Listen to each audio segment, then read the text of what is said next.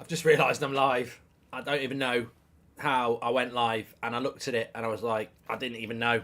I can't even act it out. I was trying to find a composure bit to act it out, but I don't know how I went live. Oh well, at least I did. Well, at least I wasn't up to anything. Bit of a burp.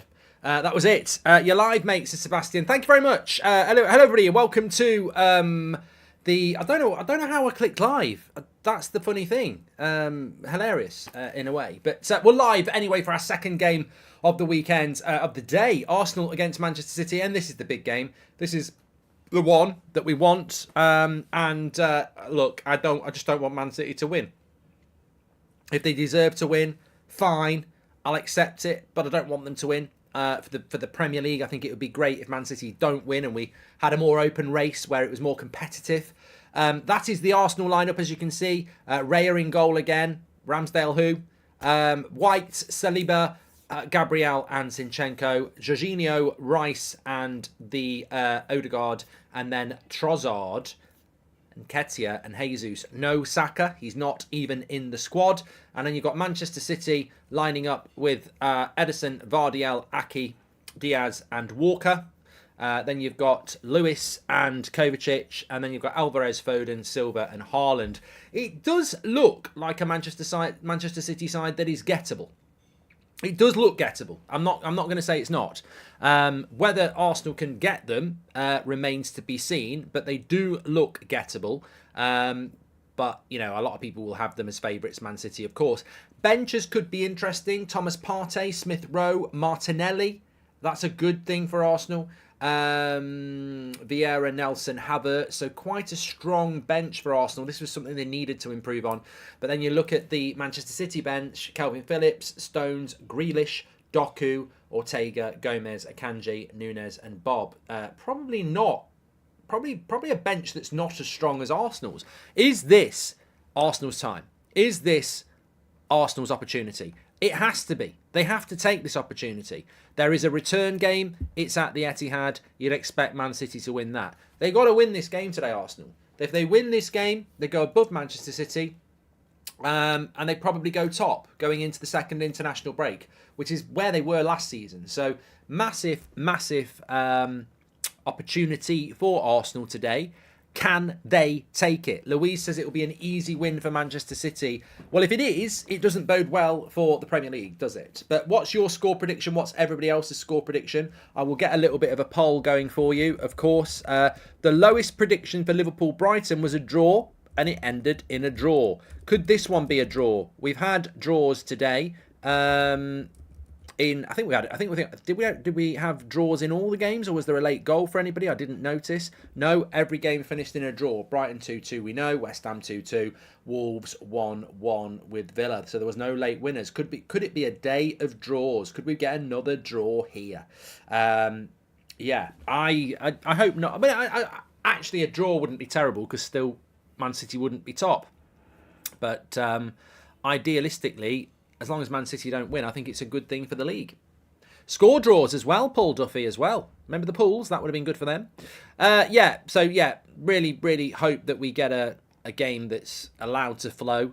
Really, really hope we get a game without poor officiating. And really, really, really hope that we get a game that Man City doesn't win. But that's only because Man City are so good, and I don't want them to run away with the league, so to speak. No Saka is obviously...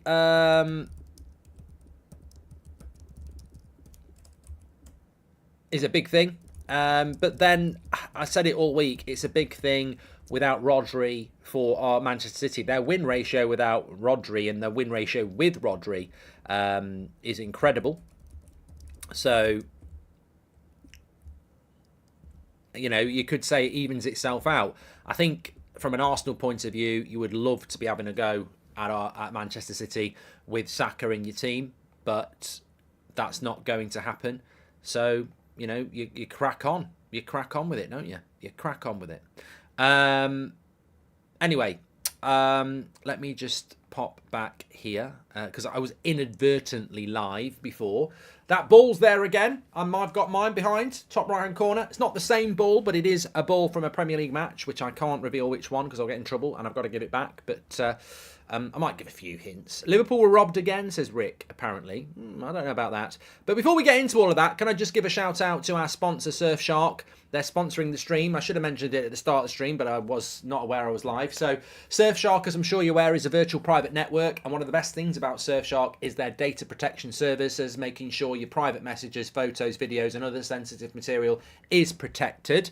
My personal favourite feature of Surfshark, however, is that you can, you might be most interested in this as well, is that you can use, you can change your location on Netflix or other location-specific streaming services. So if you were in New York and you wanted to pretend you're in the UK to access your UK Netflix, you can just change your location to London even when you're in New York, and it thinks that's where you are.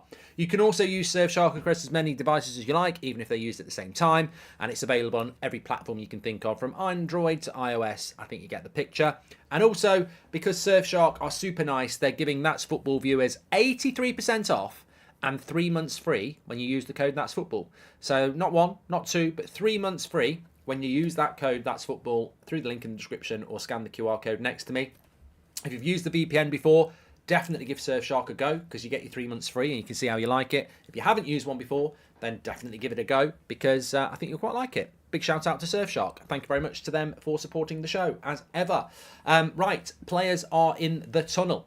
And we've got... well, look, the poll is this. 31% Arsenal win, 46% City win, 22% draw. I'm going to go with an Arsenal win with absolutely no conviction. It's just a prediction. That's all I have. That's all I have. Declan Rice there in the tunnel. Hi, Mark. Just saw the United Stand video from this morning, but do you think that the international break... did you think that this international break is a big view for who plays against Sheffield United after yesterday? I think the international break changes things for everybody. It comes at the right time. It comes at the wrong time. I think for Chelsea, it comes at the wrong time. They've won 2 games. They've got a bit of fluidity. Pochettino doesn't want that international break. They've got a lot of injuries, but they actually want to keep playing. Man United probably do not want to have the international break either, because after that momentous win yesterday against Brentford, you want to play Copenhagen on Wednesday night and go into it with a bit of buzz. Players go on international break. They're separated for 10 days. They're in different training patterns. They're in different teammates. So it can, it can impact your momentum. Of course it can. But on the other hand, if you've got injuries, it can be a factor. And remember, Man City play Brighton straight after this international break. I don't remember. Let me have a look. After the international break, you don't want to be playing away from home. Liverpool play Everton at 12:30 on the first game back after this break. Man City are at home to Brighton at the 3:00 game. And then you've got Chelsea-Arsenal at 5:30. That's a super Saturday. I think I'll be busy that day. I think I'll do Liverpool-Everton at 12:30. I may do Man City-Brighton at 3. I'll certainly do Chelsea-Arsenal at 5:30. And then I'm doing Man United. I can't do 4 in a row. I might do 4 in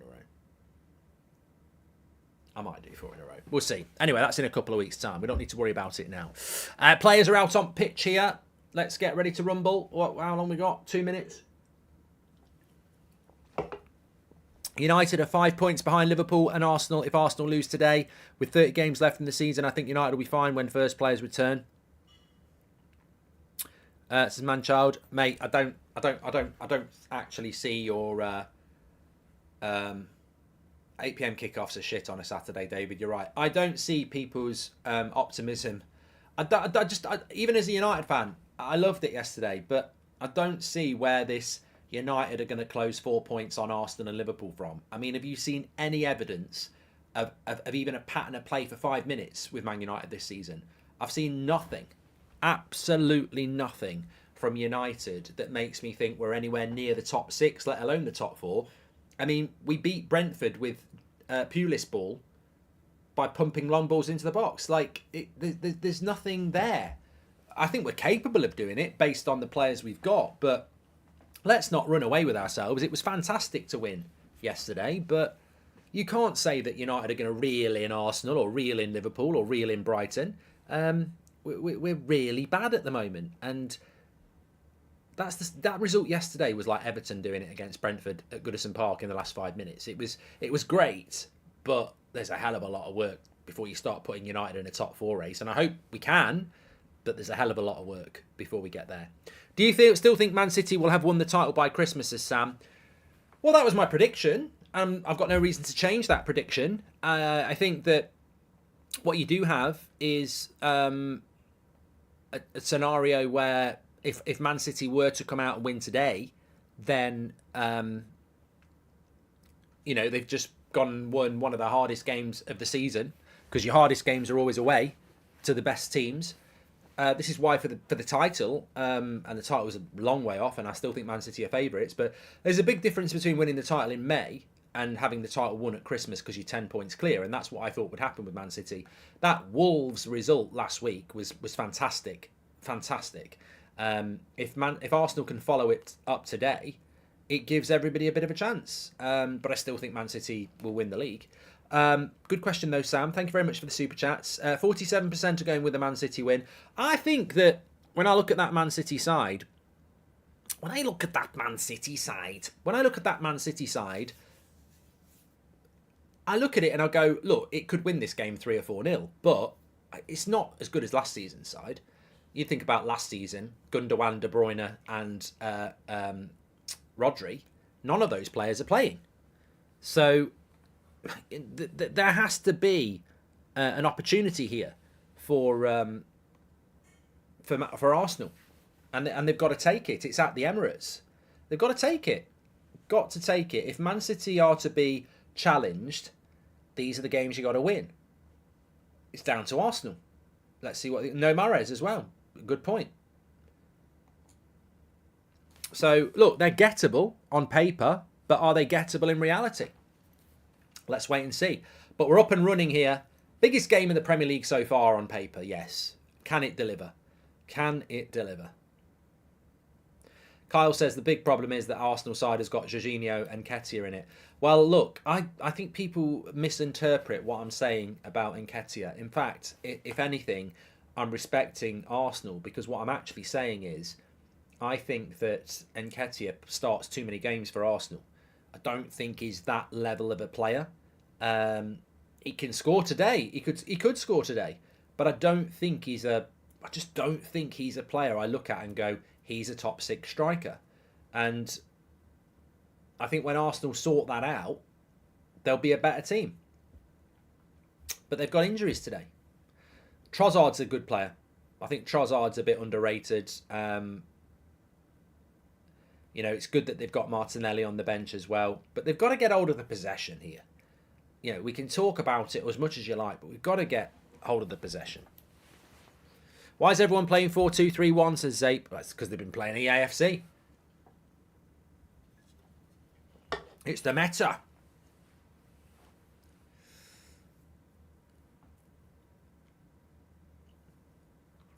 But it's interesting how Arsenal approach this game.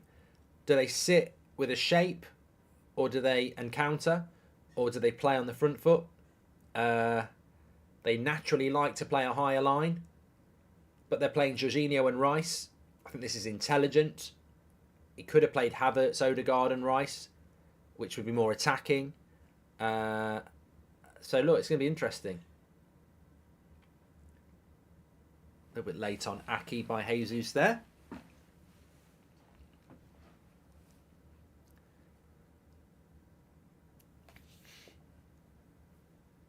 Smuggle Duck says, I don't know why we play Eddie. Well, I suppose when you look at it, there's not really any other option, is there? Saka's not fit. Martinelli's probably just coming back from injury. I think when Saka's back, he'd probably put Jesus down the middle, Saka on the right, and Martinelli or Trossard on the left. Like, you know, and you're sorted. It wasn't grape soda. It was something called Professor Peppy, which is obviously a cheaper version of a more famous brand. What is this camera angle? It's a new camera angle, isn't it? The camera's on a track.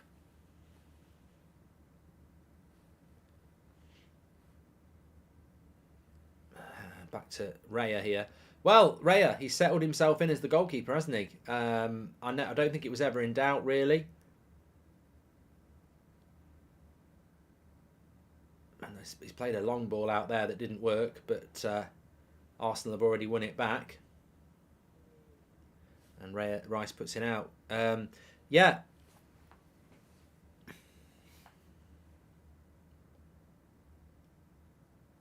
I don't know whether I've got the good camera angle or not.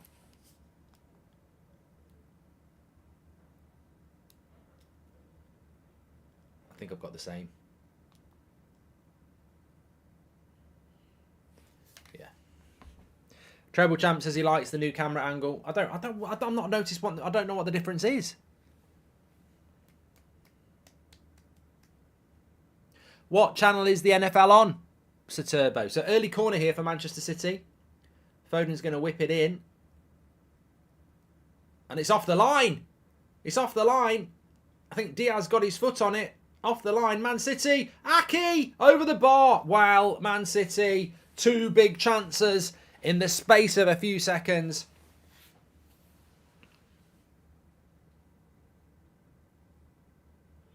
Off the line. Declan Rice. And no doubt about it, Nathan Aki was onside as well. Probably should have scored. So 1 off the line by Declan Rice. And then Nathan Aki just cuts underneath it, doesn't it? Doesn't get a clean connection. Could have been 1-0. They don't want to be conceding first here, Arsenal. They've got to... Have you had any beers this weekend, says All-Star? I had a few on Friday night. Didn't have any last night. I need to hit down the gym, actually. Getting a bit of a barrel. I saw myself on that football challenge. I did it on this channel with Thogden. There's a lot going on around the waist. I need to get rid of it. Alan says Raya was bad there. Yeah, but Arteta's made his choice. He's not swapping it, is he? Go on Sky Sports Football for the new camera angle.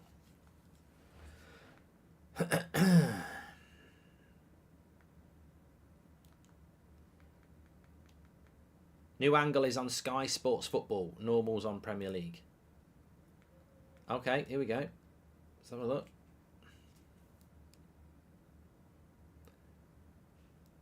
Oh, I see. Yeah. I'll give it a minute, see what I think.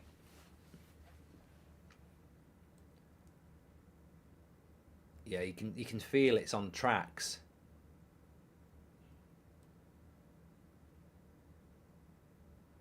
Is it because it's new, or is it just shit?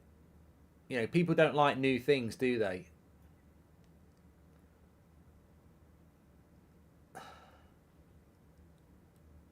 I'm just going to give it a little bit of time.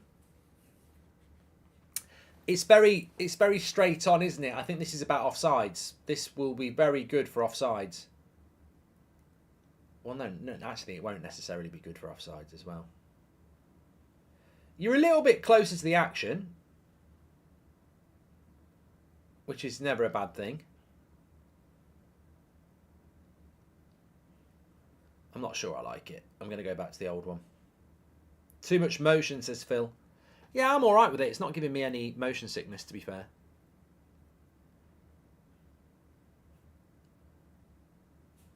I'm going back to the old one. Prefer the old one. It's not terrible.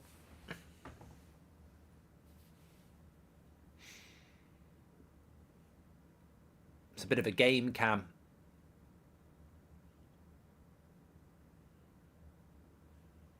Dodgy stick bridge, says Hack. There's nothing dodgy about watching Sky Sports when you live in the UK, mate.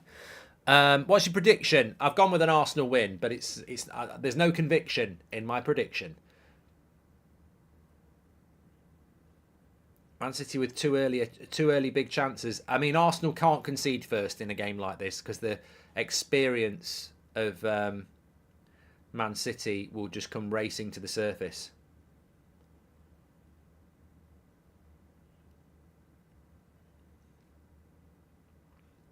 Awoken's not happy with the sun. Can't do anything about that. We can't switch that off.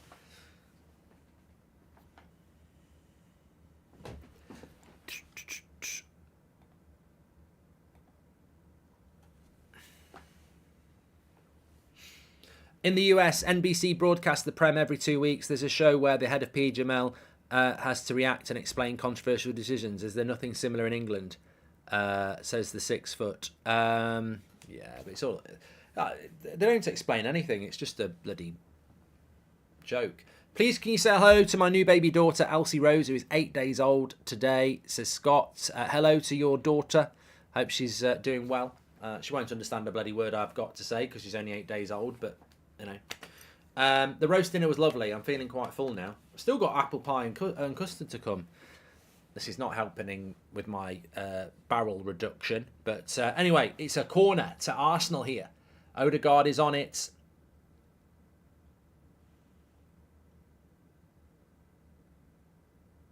Here we go. Cross comes in. And headed away.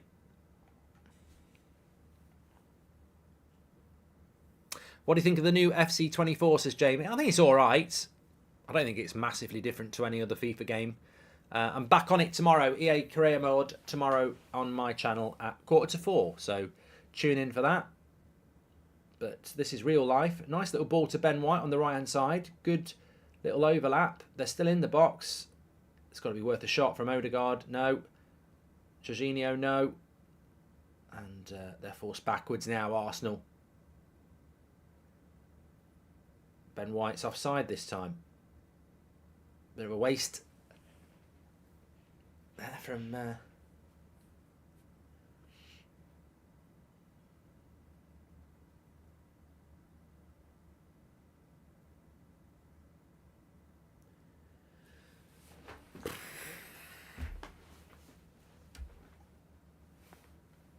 F1 watch-along. Oh, don't do them, mate. Boring. I only did the F1 watch-alongs when it was interesting. Boring.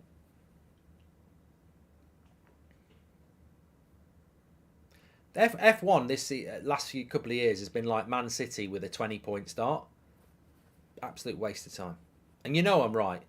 Oh, early yellow card here. Not a big fan of this. Not a big fan of this from the ref. Cherry Bakewell rating. Luke, I love Cherry Bakewell. I mean, it probably is a yellow card. Jorginho. It is technically. I just don't like them that early in a game of this magnitude. But an early yellow card for Jorginho is not what Arsenal want to see. Saka is not playing. No.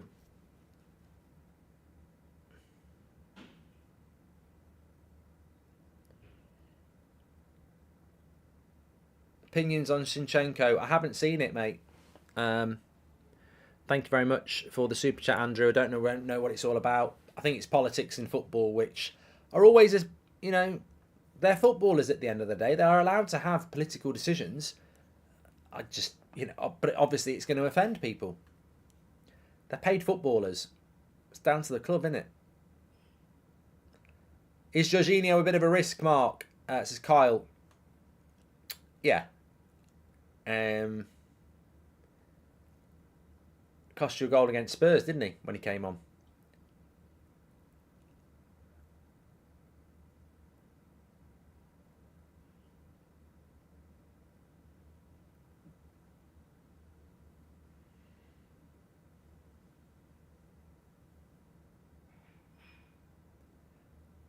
Was he on private before on Instagram, or is he gone private?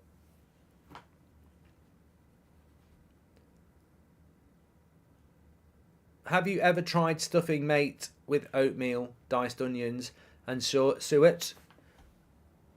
Like we have in Scotland. English always have that rubbish sage and onion. Sounds nice, Stephen. Sounds nice. Have you ever heard of Santi Jimenez from Feyenoord? Who hasn't? Abraham. He's got 14 goals and 3 assists in 8 games. Whoever signs him will get a gem. People were talking about him last year. Players should bring up ref inconsistency issues, says Ujwal. Well, yeah, they should do. I think Man City have started off better here. Arsenal for the home team just don't really seem to... I don't know. I don't know. Arsenal just seem a little bit contained at the moment.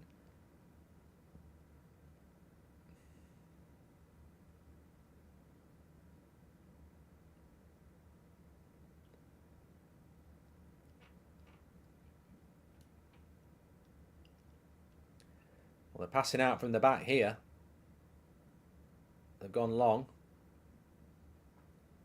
You've got to pick up the second balls against City because at the moment... have you ever tried haggis with mash and carrots, says Lucas? No.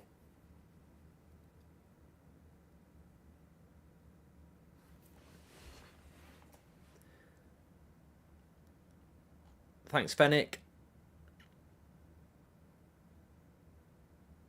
If I ate onion every day, FJT, it would play havoc with my stomach.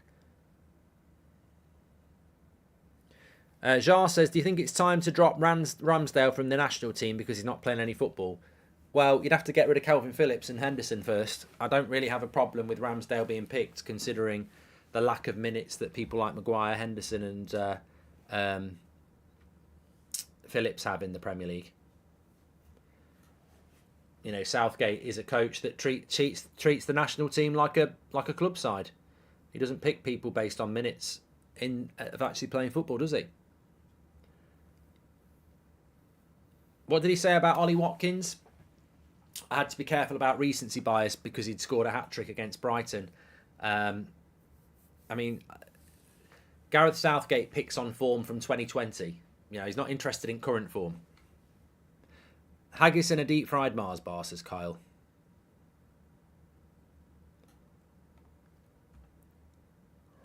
Not the tempo of Arsenal so far is quite reserved. You know, that's probably... Well, it will be deliberate. I'll be interested to see what the plan is.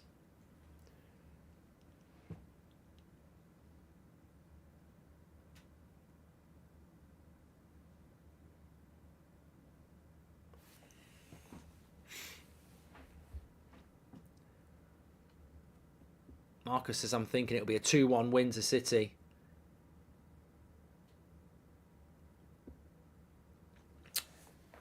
Early days, I would just say this. I think Arsenal missed a trick here. I think they could have been a little bit more on the front foot, a little bit higher on the press. They've allowed Man City to, you know, dominate the ball, dominate the possession, and I don't ever think that's a good idea when they're away from home.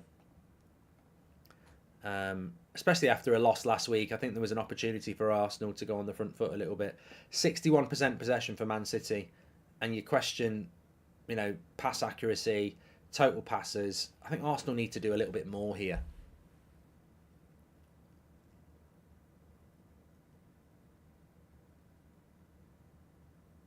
Do you think Beckham can do for United what Edu was doing at Arsenal, says AK? No. Edu's like fucking director of football, isn't he? David Beckham's never done a job like that in his life. No, absolutely not. I don't want some ex-player involved in football decisions at Man United. Get the best. Don't get sentimental. Get the best.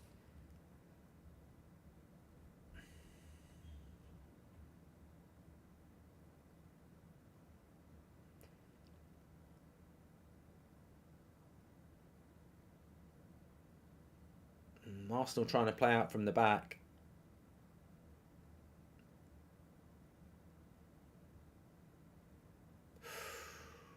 Well, I tell you what, Ramsdale will be looking at that. Very nearly a goal for Man City. Playing out the back.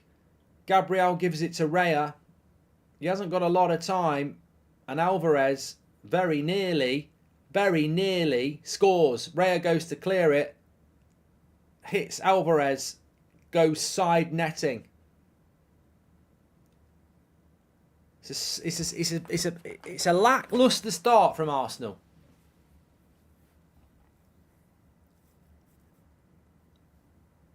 They don't seem to have much of a game plan at the moment. It's all passing it around the back. Very lucky, says Kevin. Should have been a goal. Could have been a goal.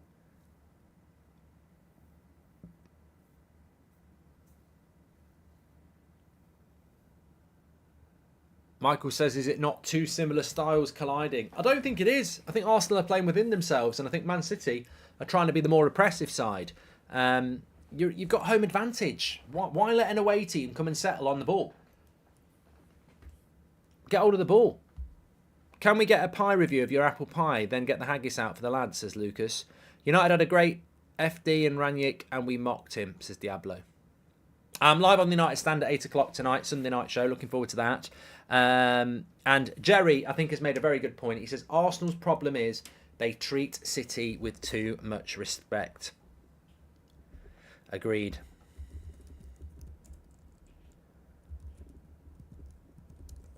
Well, it's Arteta, isn't it?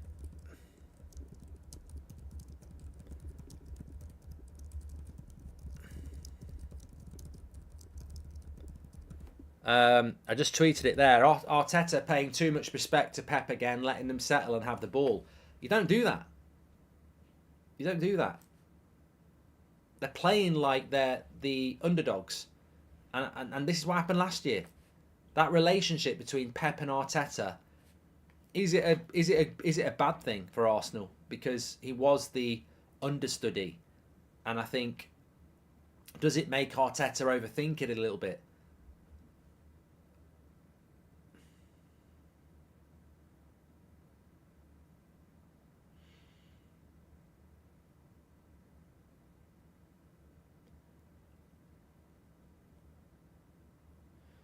Can't get out their own half at the moment, Arsenal. And this is without Rodri. Diaz is going to go for a goal kick.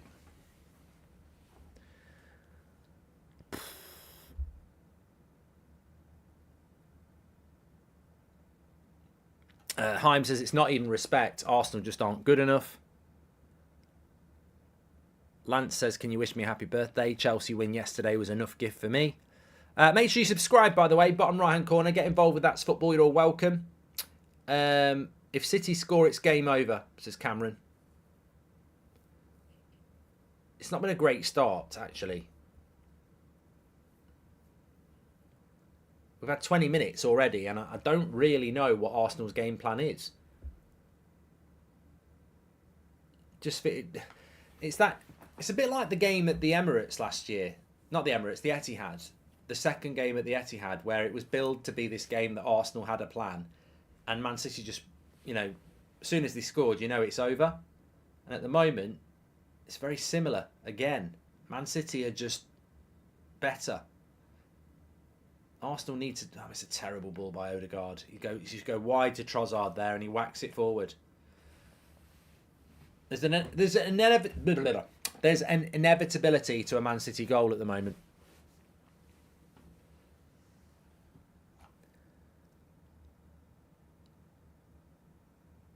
Fans getting impatient, says Chris. No, the fans need to stay with the players. I mean, it's 0-0. It's a draw. It's not a bad result for Arsenal, to be honest, but I just think there needs to be a little bit more. They're looking a bit nervous, says Kevin.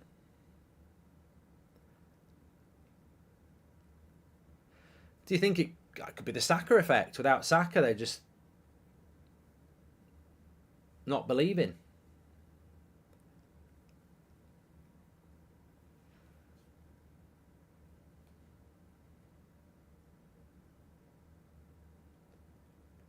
Bernardo Silva in a deeper role today. Kovačić, even with a loose pass, Man City retain possession. Is Saka in your FPL team? Yeah.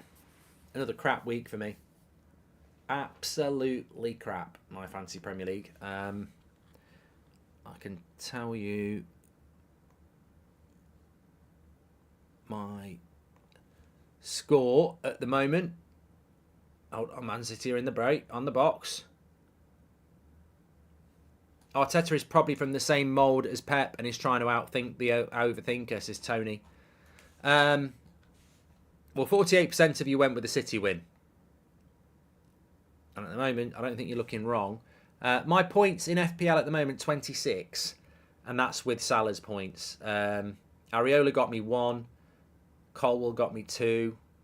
Saka's not playing. Matoma got me 2. Son got me 3. I've got Haaland captain. Højlund got me 2. Yeah, so just another crap week. And guess what? My goalkeeper yet again is where the points are because I've got Turner on the bench. I give up. I'm giving up. I'm not going to bother anymore. Bernardo Silva just got booked. You can get very good odds on Bernardo Silva being the first player to get booked, actually, for Man City. He does put a lot of tackles in that aren't good.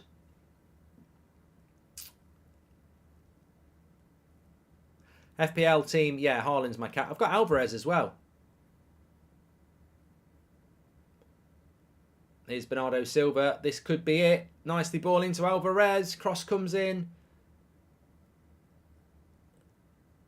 And they're not giving up here, Man City. Arsenal just cannot. I don't think Arsenal have been in the Man City half for about an hour. Ray's distribution today, I tell you what, imagine there might be a few Arsenal fans talking about that. This passing out from the back is not working at all. I mean, their passing in general is not working. Man City's press is really causing Arsenal problems and they can't get out their half. Get Raya off, says Martin. Well, you put Ramsdale on, you're just going to whack it long, aren't you?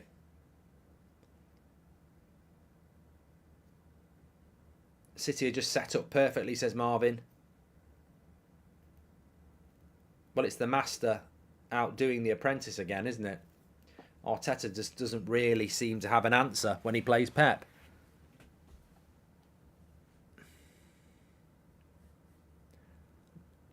Will Martinelli come on, says LJ. I'm sure he'll be coming on at some point, yeah.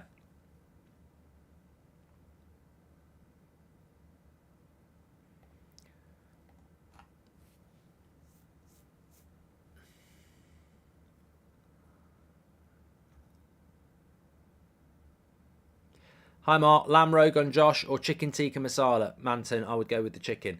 Nice little turn by Odegaard. Goes wide, bit of space for Jesus for the first time. Got Ben White on the overlap, ignores that to use Odegaard.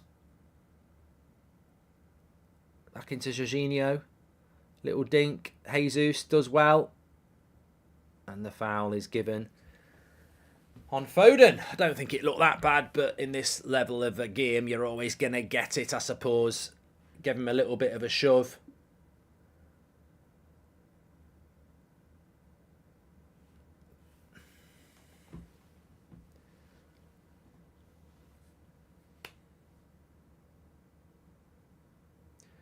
It's at the Emirates, Will, so Arsenal are the home team. Sibia says, why does Southgate like Phillips so much? I mean, I don't know how many minutes Calvin Phillips has played in the Premier League since the last international call-up. But in total, this is game week 8, and he's played 70 minutes. 70 minutes out of a possible... Well, it's more than 8 times 90, isn't it? But 720. Here's Nketiah. He's got to play the pass quicker there. He's got to play... It's a crap shot as well. There was a pass on there and he just doesn't see it. It's got to go into the path of Trossard. Here, watch it back. Nketiah. This is Everton forwards, isn't it? Look, there. Play that pass. It was Rice. Never looking at the pass and the shot's trash. Pedro says it was close. Wasn't.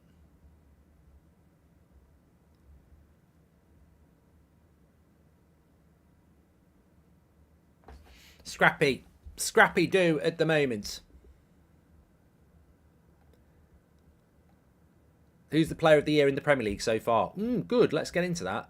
I think you've got to.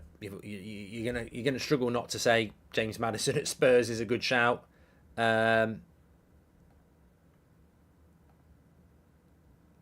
Odegaard's trying to get the crowd up, but I think the crowd will get up if the players get up. You know what I'm saying?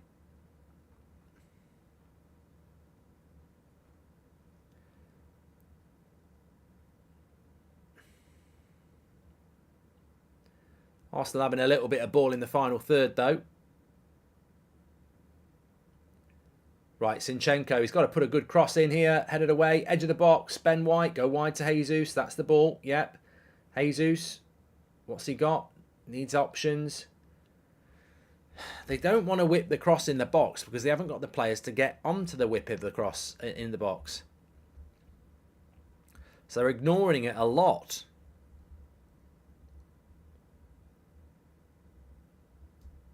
Which you can sort of understand. That's late. That's late by Kovačić. I think it's going to be a yellow. Yeah, yellow card. Odegaard comes through the back of him. Tell you what, there'll be Liverpool fans and Chelsea fans looking at that and going, studs up on the back of his leg. I mean, that studs up and on the leg. I'm just baffled by what's a red and what's not a red now. Well, they're looking at it. I think they've got to send him off. They've got to send him off. I don't think it should be a sending off, but they've got to send him off. It's exactly the same as Curtis Jones last week. I don't think there's any intent to hurt him. I think he's going for the ball. But for what happened to Curtis Jones last week, that has to be a red card. If they want to be consistent, I don't think these are red card challenges, but they've got to send him off. Got to go. Got to go. Oh, my life. Oh, my life. I can't fucking believe this game. You know, you've got last week where they're not giving goals that are onside, and you've now got a tackle that is worse than Curtis Jones, that is worse than Gusto in a massive game, and they've not given a red card. Absolute joke. That is a fucking disgrace. There. Absolute disgrace. They've reviewed it on VAR.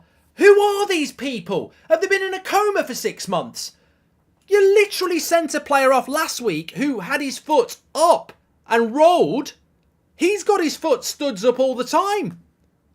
That is incredible. That is absolutely disgusting. Absolutely disgusting.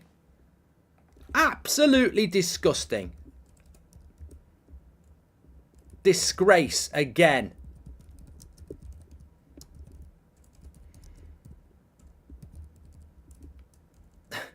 That Kovačić tackle is worse.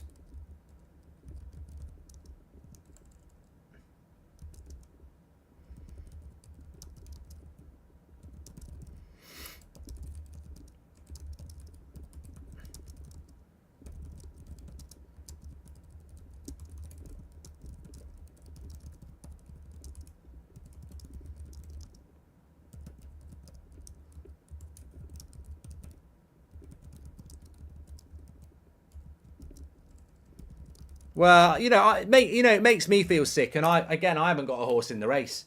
I didn't have a horse in the race last week.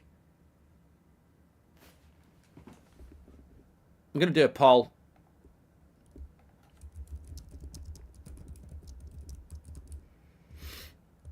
And that's massive. That's absolutely massive for Arsenal. That could be a game changer. Are they shooting a new season of Impractical Jokers in the VAR room, says Keith. Look, I'll be honest. I don't think Kovačić should get a red. I don't think Jones should have got a red. And I don't think Gusto should have got a red. But it's 3 no reds or it's 3 reds. That's what I'm talking about. That's a joke, says Joey. And this is what people don't understand. This is not about being pro-Arsenal or anti-Man City or pro-Liverpool and anti-Spurs. It's coming to a club near you very soon. Chelsea get Gusto red carded. Jones gets red carded on review. And then Kovačić, they review it and say none. I want to know why. I want to know I want the audio from Jones, and I want the audio from Kovačić, and I want the audio from Gusto. And I want to sit there and listen to the reasons why they don't give it. Because there is no justification at all. Kovačić actually slides in with his studs up. So he is showing his studs. Curtis Jones goes in with his foot forward and the ball rolls his studs over the top. Jones is completely and utterly accidental. Kovačić is going in with his studs up. I still don't think it's a red, but I can't. I want the audio. I want the audio because I'm fucking fed up as a football fan of watching games and going, well, that's a red then because last week it was. Oh, no, it's not. Oh, that's going to be a second yellow for a dive. Oh, no, it's not. Oh, that's a handball because it was last week. Oh, no, it's not. You know, this afternoon, the penalty on Van Dijk, flicks off his leg, hits his hand. Not a penalty. But when Wolves, it happened to Wolves with Luton, flicks off his hand, it's a handball. You can't operate. You cannot operate an elite football league with inconsistencies. You are depriving the people who matter the most. Football fans are what give you all the job. Whether it's the players, the referees, the brands, the owners, football fans are the life of football, and you're putting blindfolds on us. We don't know the rules. We don't know the fucking rules because you keep changing them, you inconsistent pricks. I'm fed up of it. I'm really angry about it, and I don't care who wins. I don't care who wins, but I want to watch a football game and know what's going on. When I play Monopoly, I want to know the bloody rules. I don't want to go round there like a prat as a dog. You know, 200 quid for this. Can I buy that? No, you can't. But I could last week. You know, I want to know the bloody rules. Is that too much to ask? I want to know the rules. I want to be able to watch a game and go, they're the rules. It's a joke. And it's got nothing to do with Man City. Nothing to do with Man City. If that was the other way round, I'd say it's a red card. You know, if that's Jorginho on Kovačić, it's a red card. That's second red. He's got to go.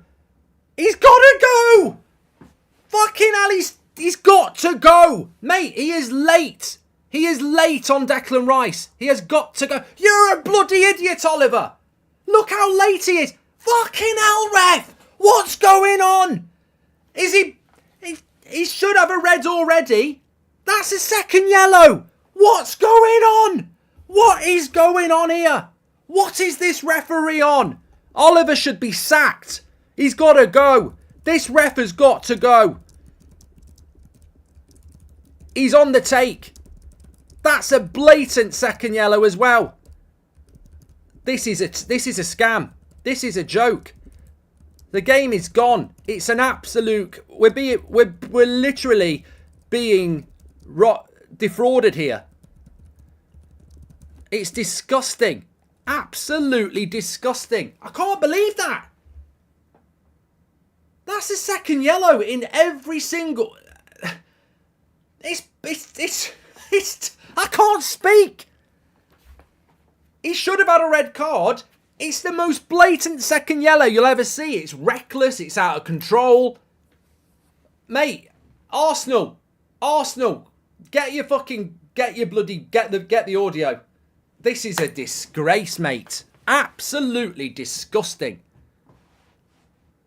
I don't know what to say. I just do not know what to say. I can't believe what I'm watching. One, he should have been sent off because of the red card.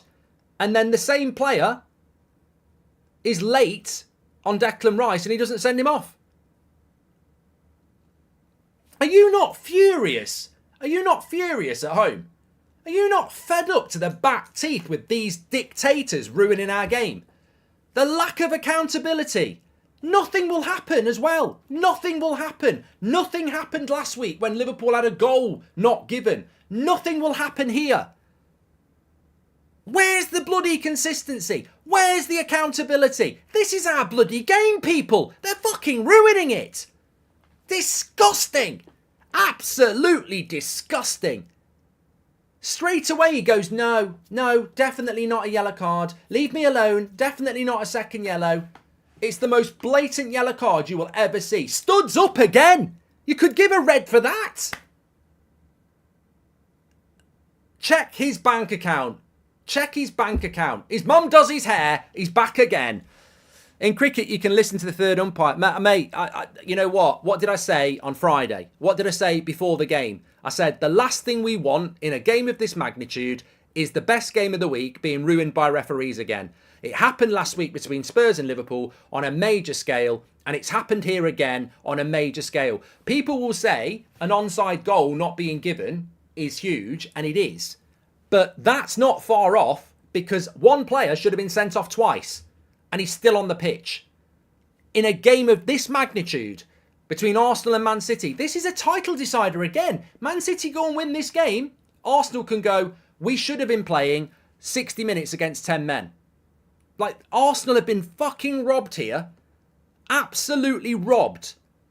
And Liverpool were robbed last week, but Arsenal have been robbed here. That's not acceptable. That is not an acceptable mistake. It's happened twice with the same player. It's an absolute disgrace. Disgusting. Absolutely disgusting. He should have gone for the first one and he should have gone for the second one. So that's two.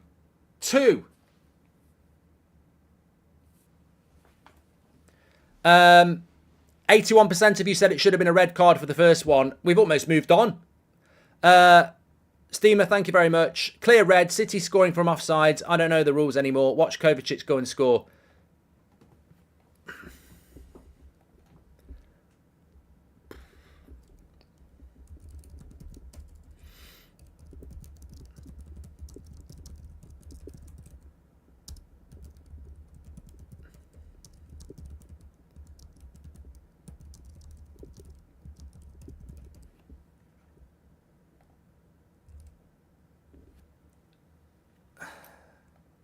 This is the reason why I support non-league teams, so I can enjoy my bakewells and haggis without being robbed, says Lucas. The game is more fun to watch without viewer reviews, so if we can get consistency, VAR has to go, says Ben. And remember, Mark Oliver is the same ref who didn't send Pickford off against Liverpool last season when Van Dijk broke his leg, says Matthew. I guarantee you Howard Webb is sat there going, I don't fucking need this. I don't fucking need this. Not after last week. I don't need this. He'll be looking at that going, I don't fucking need this. He'll be pissed off with the VAR because they didn't give the red card. And then he'll be pissed off with Michael Oliver for not giving the second yellow. Like, he will look at that and go, what the fuck are they doing in the biggest game of the weekend when all eyes are on us? They've made two major fuck-ups already. They're out of control. They're out of control. And the thing is, I've got no sympathy for them. Refereeing is very difficult. I think the hardest officiating is the ones that many of you do around the world on a Saturday and Sunday in amateur football, where you're not protected by stewards and VAR. It's really hard to be an official, but it's not hard to be an official in these circumstances. They've got VAR. They've got examples of previous decisions. I don't know how, with that first Kovačić one, where his studs are up and he catches Odegaard with his studs, they've got the time to review it as a red card, and they look at it and they go, no. I want the audio. That's all I want. I just want to listen to the justification, and that must be demanded, not just by Arsenal, by everybody. I want the audio of why Kovačić didn't get sent off for the first one. I want the audio from that, and I want the audio from Gusto, and I want the audio from Curtis Jones, and I want to listen to all three and laugh at how they completely and utterly contradict each other. Because on the Curtis Jones one, it was a yellow card and it gets turned to a red. And I've played the game and you've played the game, and I know for a fact that Curtis Jones doesn't go into studs him. He goes in to tackle the ball and physics sends the studs over onto the player. Kovačić goes in with his studs. So we've got people officiating and in the VAR room who don't understand football. Because I know, whether it's pub football, five-a-side football or Premier League football, Curtis Jones doesn't intend to land studs on Basuma. Kovačić intends to hit him with the studs. And yet, Curtis Jones has been sent off and Kovačić is still there. So I want the audio, because I want to listen to these idiots explain why they didn't give a red. Because I'm baffled. Absolutely baffled. And I would love Michael Oliver to explain why there's been already a player. And remember, Michael Oliver knows that Kovačić has just been reviewed for a yellow that could have been a red.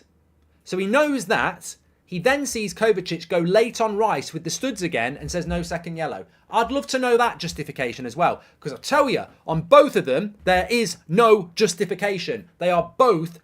He shouldn't be there.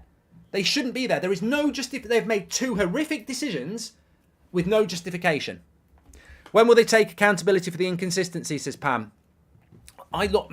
Pam, I don't mind mistakes, genuine mistakes. But I will not accept negligence. And we're just seeing negligence. That's what we are. The commentators in here in Iceland calling it pure corruption. Well, they're right. They're right, Raf. They're right. Make sure you subscribe, by the way, bottom right-hand corner. Lee says it's beyond a joke. Keep your comments coming in. The best football league in the world is being ruined right in front of our eyes. I can't believe the second... Look, I support United. That's my horse. I support Manchester United. But the second week in a row, I love football. Arsenal, Man City here. Spurs, Liverpool last week. The two biggest games of the week. The two games you're really looking forward to. And unfortunately, we're talking about horrific decisions in both of them. Adam wants a replay as well. Just disgusting. Absolutely disgusting. Absolutely disgusting. We need the audio. We need the audio.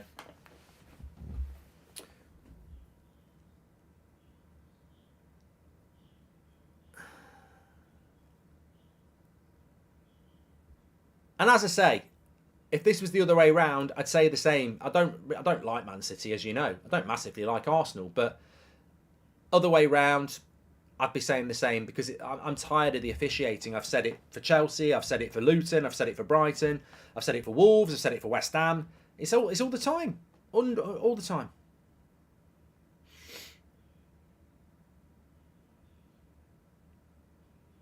Park Gamer says, look up the definition of corruption and it fits. You know what I love, though? I love the Man City fans who are trying to justify it. You're fucking idiots. You are so thick. If you think this is about you, you're basically siding with dodgy referees. Like, nobody... Like, what's it got to do with Man City? If you're a Man City fan sticking up for the ref, you're a fool. You're a goddamn fool. It's not about Man City. It's about officiating. Has Michael Oliver just made himself the fall guy to avoid another decisive VAR call, says GCS. Well, I'll tell you a story about Michael Oliver, actually. And guess what? It was Man City. So, basically, Man United are playing Man City at the Etihad. Chris Smalling gets sent off, right? For, I think it was a second yellow card. I don't think it should have been a second yellow card, but it was. In the same game, Joe Hart runs from his own goal line to the halfway line and puts his forehead on Michael Oliver's forehead. Didn't even give him a red card. Didn't even give him a red card. And that was Michael Oliver with Man City. So is there a bit of a track record with Michael Oliver and Man City? I don't know. I don't spend my time monitoring what Michael Oliver does and what favours he does for Man City. But he's fucking done him one here. Definitely done him one here.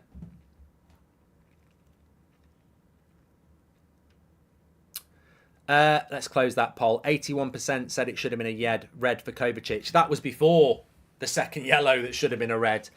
Anyway,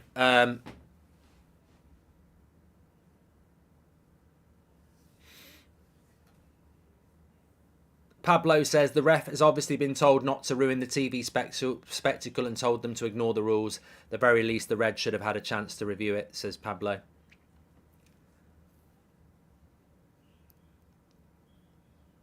But you know what? I don't mind if a referee is going to referee a big game like a derby differently. I don't mind if it's Everton Liverpool and you let a few go. But you can't let them. You can't let them go when they're like that. They're not the Jorginho pullback. You might let that go because he's pulled his shirt. You might let that go, but you can't let it go when it studs up. Stu says, as a City fan, Kovačić should have been sent off. Well, I appreciate that, Stu, because I was just thinking there, if this was Man United against Arsenal, I'd just be sat with a smile on my face. I'd take it. And you know me, I would sit there. If that was Bruno on Odegaard, or Casemiro on Odegaard, is probably more fitting, I'd have said, I know it. I'm not like that. I'd have said he's very lucky. Very lucky. And I'd say, and on the second one, I'd say, I don't know what's going on here. This is great. I'll take it. I'll take it because, you know, is there any non-British referees? No, Danny, no. And again, this is something that maybe people should be talking about. We've got one of the most diverse leagues in the world. And, well, look, even the cameras are on Kovačić. Yeah. Michael Oliver, you go and get your mum to do your hair, because I don't know what you're talking to Odegaard about, but you're a fucking idiot, mate. You can justify it as much as you like. You can be an arrogant dictator as much as you like and talk like you know what you're on about, but you look a dick, mate. You look a complete dick to the whole world. You fucked up. Stop trying to justify it. You fucked up twice. You got it wrong. Will we get an apology? Guaranteed. Arsenal get an apology. They get it 100%.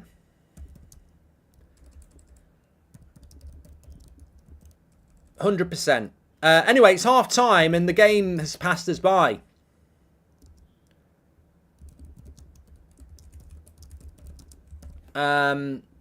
So let me just get this. Done, and then we'll come back to it. What are your thoughts on the half to the game? Well, I mean, to be honest, the second half flew by as soon as the referee missed the red cards. That's what basically happened. I can't say anything more than that. That's where we're at with it. Please do subscribe to the channel, by the way, bottom right hand corner. Get your comments in. Michael Oliver was reffing a match in the UAE just before Spurs game last week. Guess who owns City UAE? He's on the payroll. Interesting. 110. That was so blatant that we should be investigating Kovačić for a betting scandal, intentionally trying to get himself sent off, says Veg. And Arsenal's pressing has been brilliant. Why can't we press like that, says Chiri. I mean, I can't comment on the game massively because I've got sorry, I need my tears. Sorry, I've got this condition with my eyes, very dry. Let me get it. I'm struggling to produce tears at the moment, which is surprising with Arsenal.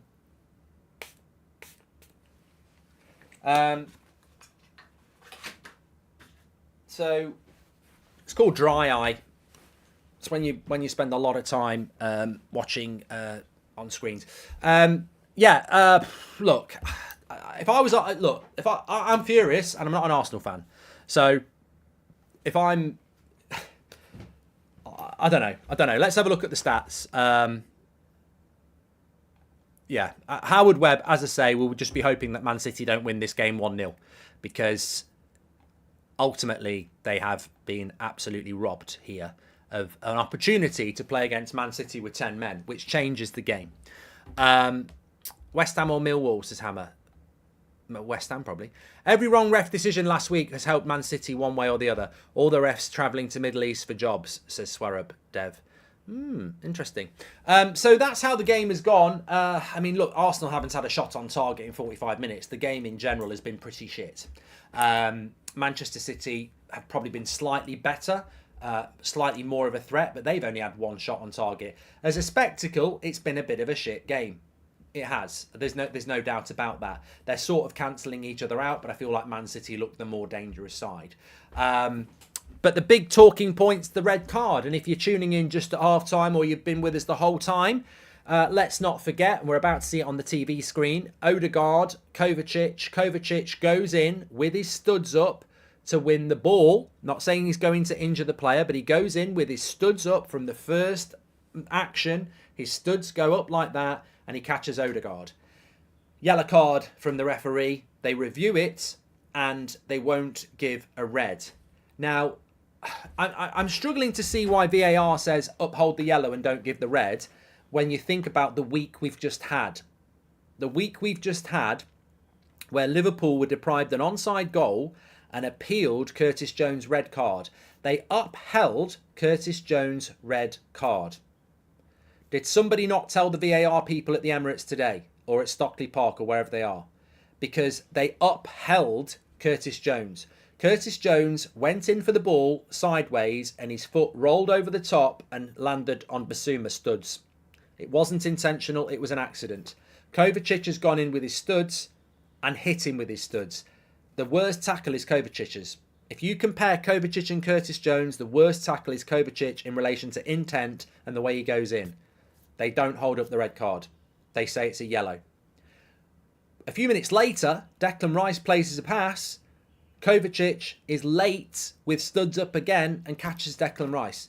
He should have had a red card for the first one. He should have had a second yellow card for the second one. He survives on the pitch, and I don't know why. I don't know why. The justification for it, there is none. There is none. And the audio will have to be listened to. And Arsenal are the big victims this week. And the scary thing is, and I hate to say I told you so, but this is why it's so important as a football fan, if you love football and you're passionate, that you stand up for this. Because by Thursday, I saw ex-Arsenal players saying Liverpool need to let it go. Liverpool need to let it go and accept the apology. Arsenal fans on Twitter, let it go, shut up, accept the apology. What did I say? It's coming to a club near you. It's coming to a club near you, and now it has come to a club near you. I mean, that is just a blatant red.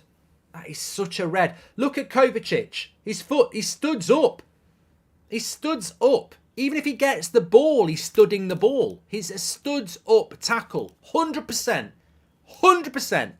It's a studs up tackle.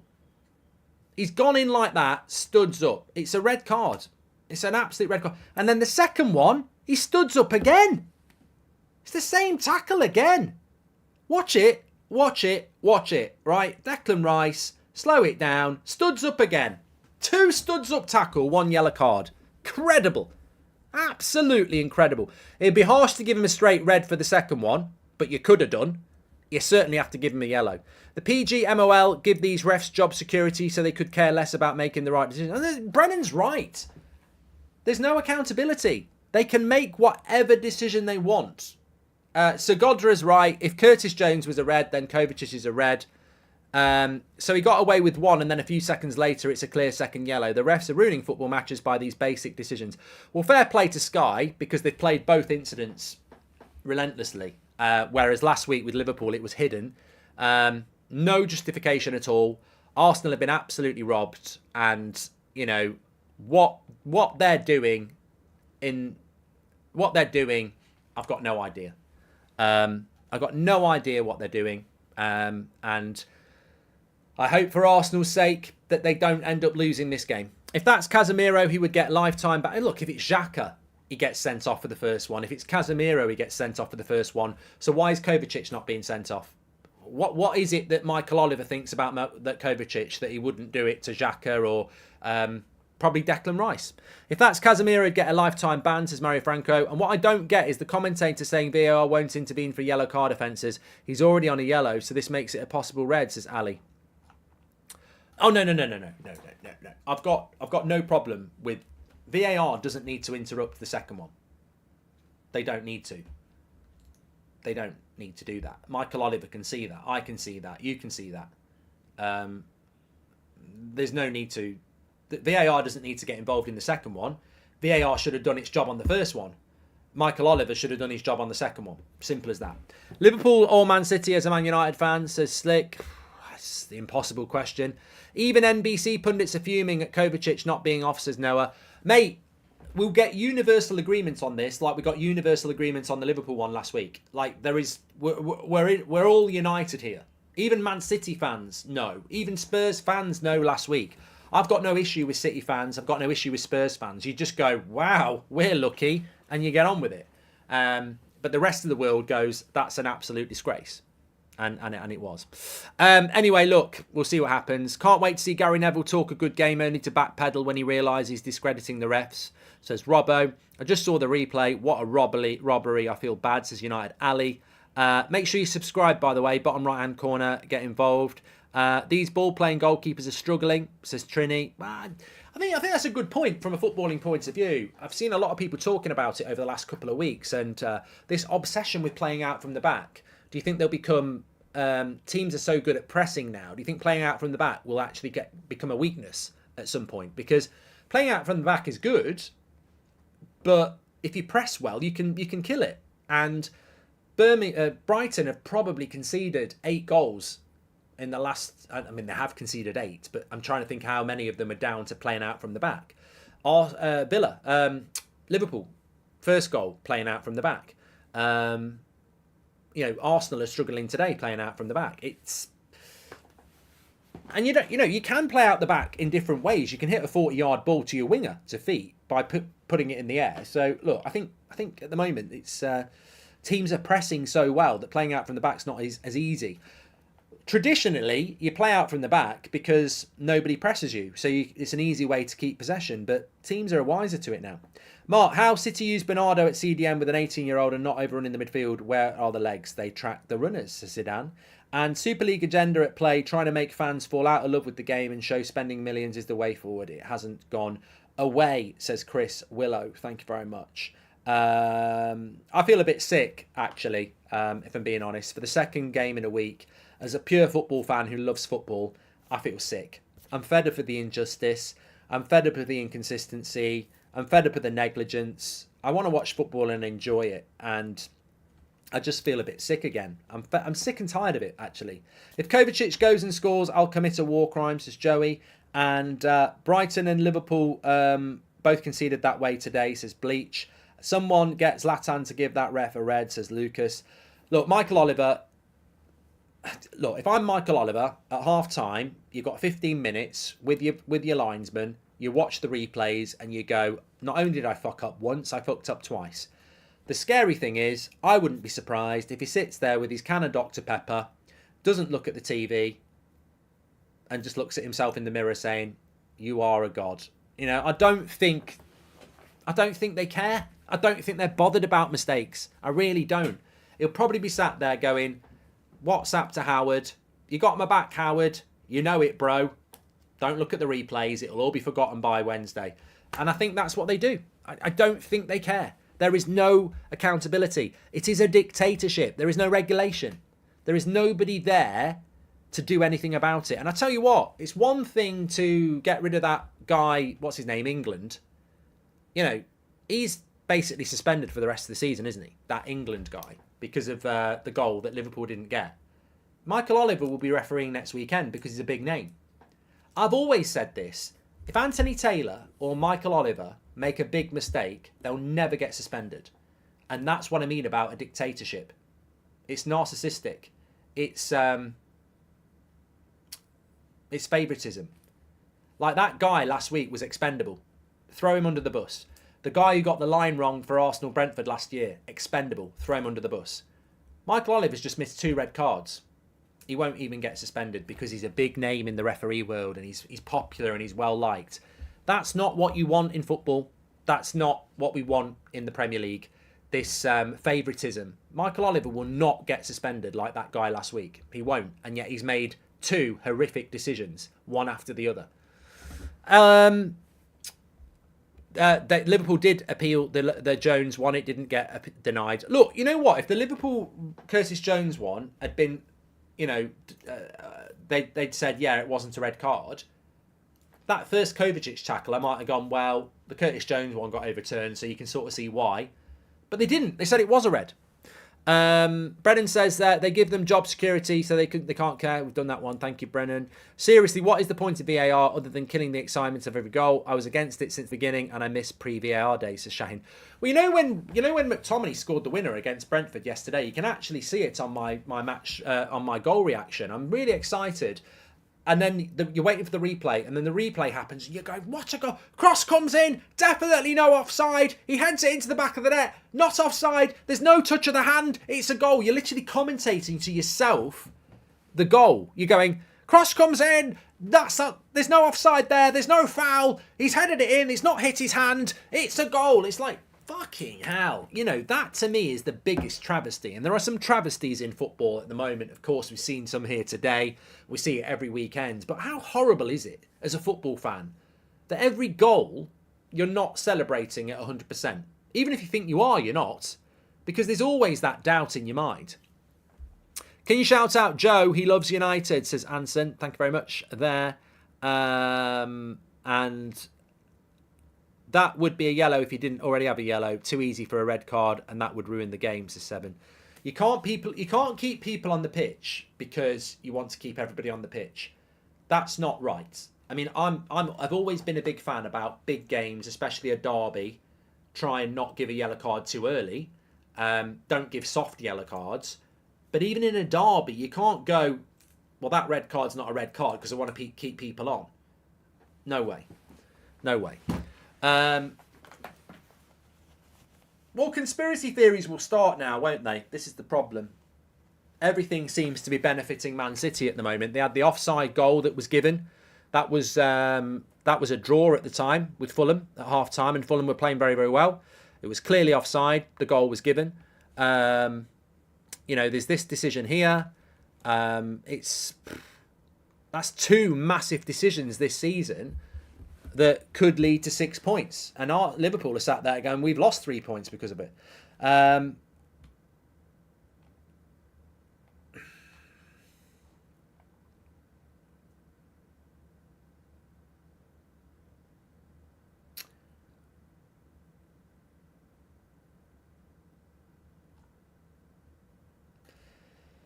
Let's get ready for the second half. How much are City paying these officials, says David. Martinelli's coming on. I think Arsenal do need to make a change. When you look at those stats, it's a crap game, by the way. I mean, I'm not saying that the injustice of the red card is something that we want, but it has given us a big talking point in a game that has been pretty crap. Taco says one positive is these teams look very positive. These teams look very fit. Thank you very much. And United don't. Thank you very much. I mean, the fact that Pep is bringing Kovačić back on for the second half just shows you, maybe Pep knows he's not going to get sent off. I mean, I personally would have took Kovačić off for Kelvin Phillips at half time because I would have thought he's going to see that he should have sent him off and he's going to send him off. I mean, Michael Oliver must be on a mission now to send off Kovačić. It's the only way he can save himself. Either an Arsenal goal or a Kovačić sending off is the only way he can send himself off. Is sort this out. And Pep's so confident he sent Kovačić back out there.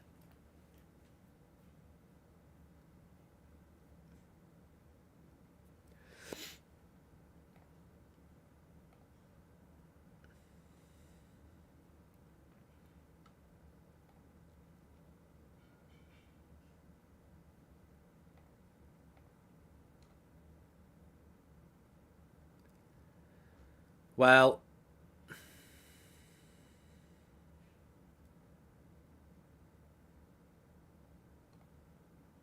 the world of football is united again for the second week in a row. Incredible. But anyway, look, we've got a game to talk about here. There's a match reaction. We can talk about that, no doubt. I mean, I don't want Man City to win anyway for the Premier League. I think it'd be good to have a tight Premier League race. But I think in light of what's gone on, I really hope Arsenal don't end up losing this game of football. Let's have a look at the substitutions, by the way. So Martinelli's on for Trossard, which I think is a bit unlucky. I wouldn't have took Trossard off. I would have put Trossard on the right, took Nketiah off and put Jesus down the middle. I don't get what his obsession is with Nketiah. And look, hopefully Nketiah scores a goal, but I don't really understand what his obsession is. Saka's injured, yes. Yeah, that's nowhere near Jesus. But good for Arsenal to have Martinelli back.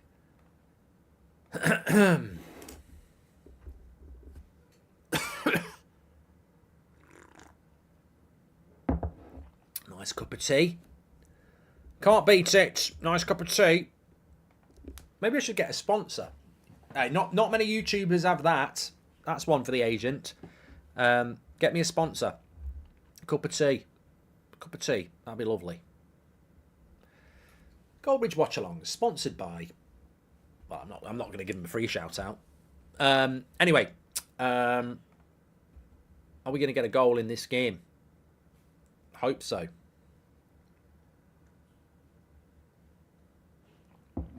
Hope so.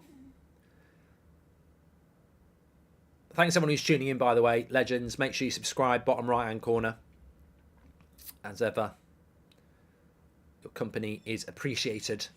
Heading into an international break, yes. Are you going to do any England watch-alongs?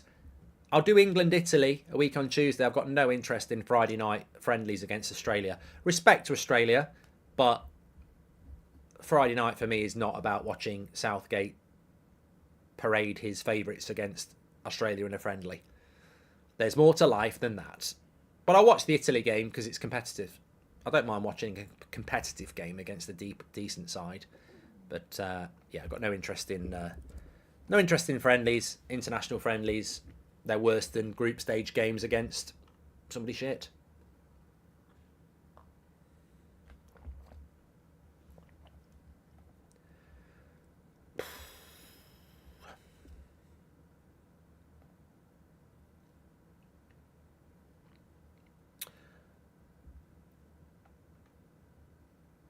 Arsenal have been quite progressive here, and they've won a corner.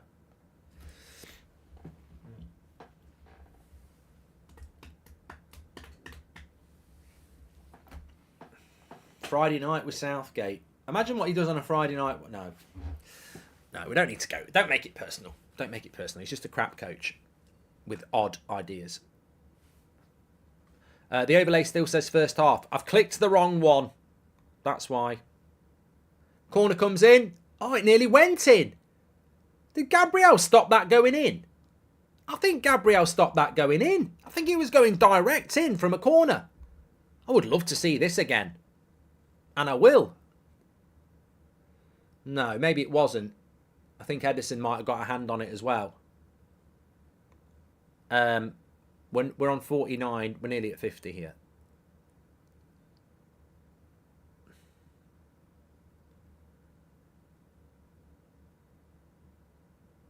There we go. Nice ball into Martinelli. He'll shoot from there, straight at the keeper. I fixed the clock. Don't worry about it.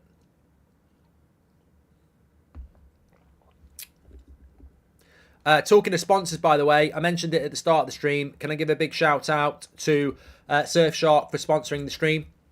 You can download it. Links in the video description. You get the first 3 months free with the code That's Football, and 83% off on the premium. What is Surfshark? It's a virtual private network. So basically Netflix, if you are in the UK and you want to watch American Netflix, you can just change your location to New York. Protects all your identity online, etc. If you've got a VPN, give Surfshark a go. If you've never tried one, give it a go. Fantastic little bit of kit, and you can get 3 months free with the code That's Football. Big shout out to Surfshark. Right. Without Rodri or Kevin De Bruyne, Haaland is ineffective, says Christopher. I mean, look, we've all got Haaland in our fantasy Premier League team. I've seen a couple of times this season people say, "Oh, Haaland's lost it," this, that, and the other. I think if you understand football and you understand what a striker is, I mean, Gary Lineker's the prime example of this. I'm old enough to remember Gary Lineker as a player, penalty box player. If Ben White gets carded, I win a grand with £10 bet, says Samuel. Bloody hell. Yeah, as a striker, you thrive on service. And some strikers... Look, Lionel Messi scored a lot of goals. Lionel Messi didn't necessarily thrive on service. Lionel Messi could pick the ball up in the own half and make things happen. Erling Haaland's not that type of player. He needs service. And, you know, Erling Haaland will... Put it this way. In this game, has Erling Haaland had a chance? No. He's going to be quiet. If Erling Haaland had 3 big chances in the first half and missed them all, he's having a bad game. If Erling Haaland has no chances, he's having a bad game, but it's not through anything he's doing wrong. And I think as a striker, we see this at United all the time. We've had Cavani, we've had Ronaldo, we've had Højlund, we've had Rashford. If there's no service, you have a bad game, but it's not self-inflicted. Erling Haaland's had no service. So you're right, he misses De Bruyne's, of course, because he misses that service. And he's not had any yet. Southgate plays FIFA 17 on a Friday afternoon. It explains his choices, says Anvil. I think FIFA 20. That wasn't a trump, that's my stomach.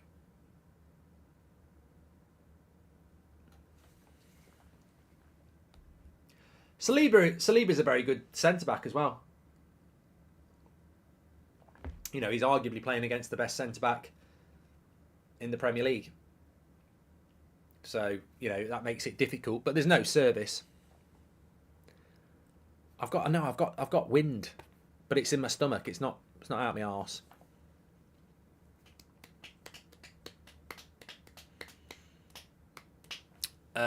Statistically, we've not. I mean, you know, you can be critical, but take a look at that. We've only had one shot on target for both teams. There's not a lot of chances out there.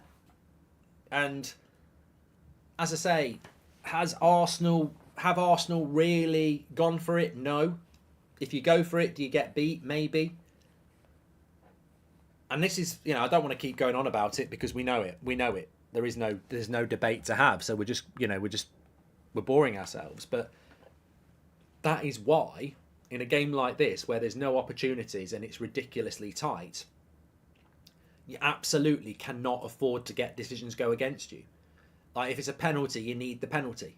If it's a red card, you need the penalty. You need the red card, because it's such fine margins that those things, a deflection, a red card, an offside, a handball in the box, those things are huge. They have got Doku to come on and he can change the game, says Arthur, yes. And Nketiah's first touch is crap there. He'd have been better off hitting it first time. It's a lovely ball by Odegaard, loses the ball. I just don't think he's good enough, you know. I really do not think he's good enough. Good tackle, Rice, but now City break.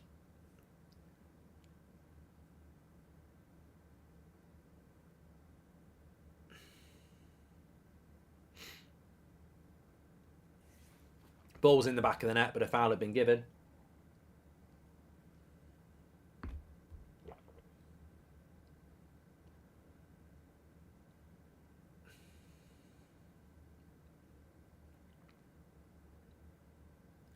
was Martinelli who fouled him.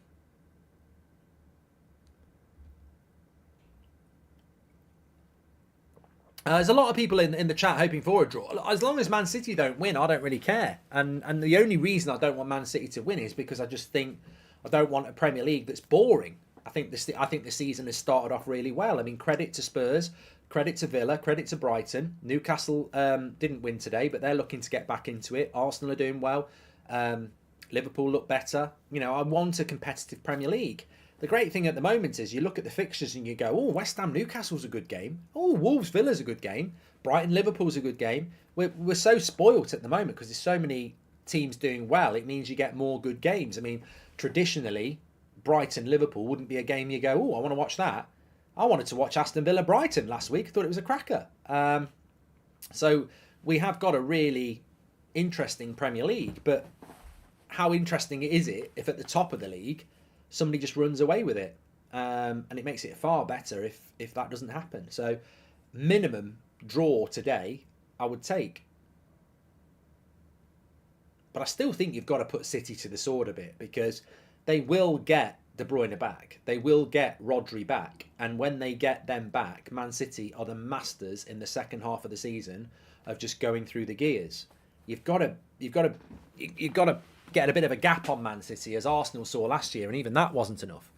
Alex says, sacked a lot of these refs. Absolutely pathetic. I'm done with the incompetence. Any other profession, you're getting the sack. Utter shambles, says Alex Golding. Yeah, well, a match reaction writes itself unless Arsenal win, doesn't it? Arsenal robbed.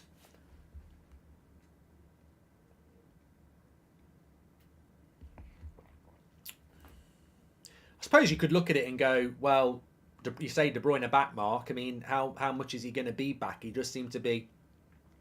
seems to pick up a lot more injuries now. That was a weird body movement by Saliba. This is a goal. This is going to be a goal. Good block. Needed to make that block. I think it was Gabriel. Kyle Walker thinks about shooting. Man City.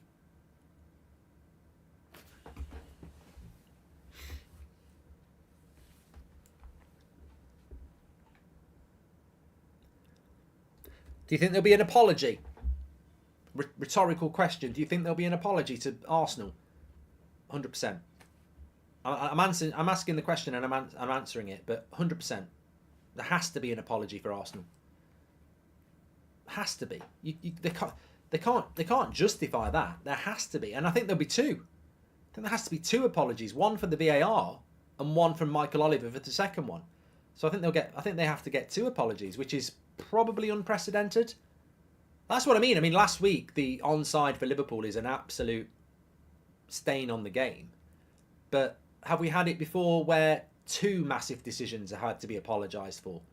It's embarrassing. It's embarrassing for them. Imagine that, having to apologise for two massive decisions in one game. And Arsenal have already had the bloody Liverpool thing. I mean, they had the offside with Brentford. Arsenal are probably the club that's had the biggest injustices in the last year. And who gives a fuck about an apology? Well, this is what I mean, you know, was it last week certain pundits were on about just take the apology. And I was saying, I think a lot of you were saying, the apology doesn't mean anything because it will happen next week. And then they're apologising again. The apology doesn't mean anything. Nobody should take the apology. Why? Why are the mainstream media and officials killing our game? Poor comments and lazy perceptions. VAR decisions that you or I can make the right call on. One positive, plenty of topics for the podcast, says Craig. Yeah, podcast will be good on Tuesday. Mark, try Sky Football 403. I've tried it, JB. I didn't mind it, but I prefer this.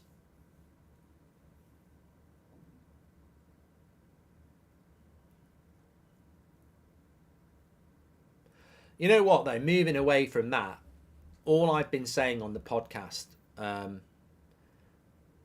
is that I could fix VAR very, very quickly. And I've been saying this pretty much every episode for the last month.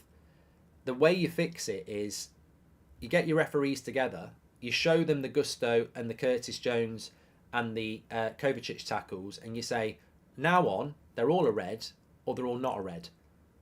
I want consistency.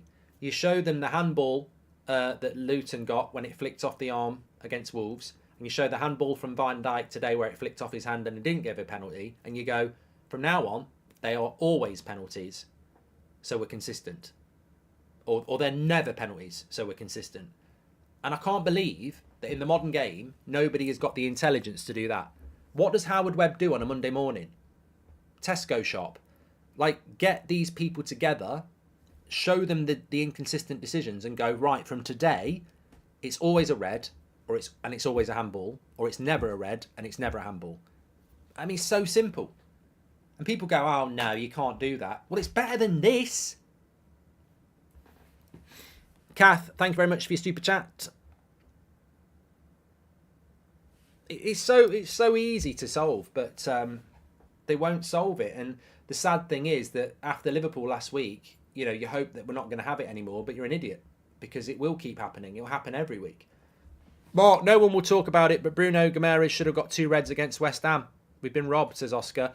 Well, no, we won't talk about it, Oscar, because it's not televised, and we all know that. And I do sympathise with you because I haven't seen the game. Hopefully they'll show it on the highlights package, but there are a lot of bad decisions that don't happen, that we don't see because they don't happen on the televised games. So I can't comment on something I didn't see. VAR is making fans fall out of love with the game, says Big Tasty. Imagine going to the cinema tonight and then 10 minutes into the film, they put a different film on. And then 20 minutes later, they put a different film on. And then an hour and a half in, they end the film and say, we're not telling you what happened at the end. You'd be massively pissed off, wouldn't you? Because you go to a film to, you know, watch a story, understand the story, and, you know, come to a conclusion. And as football fans at the moment, we're just being cheated. Like, we're not getting the full story. We're not, you know, it's changing every day.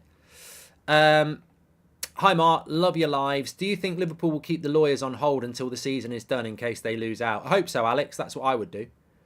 I would do that because if you miss out on the league by a point, we've got the biggest, strongest case you'll ever know. Do you think getting officials from other countries would fix some of the corruption? Says Moth. I think they need to be mic'd up. I don't know why they're not mic'd up. I mean, the thing that frustrates me about those red cards is I want the audio from the VAR decision. I just can't wait to hear why they didn't send him off. You know, so we should be getting that information. We shouldn't have to wait 3 days. Why can't we have it now? Hi, Mark. What do you think about Arsenal this season, says Kath? Well, they're making 3 substitutions here in Manchester City. Doku's coming on. I think Arsenal this season haven't really got going.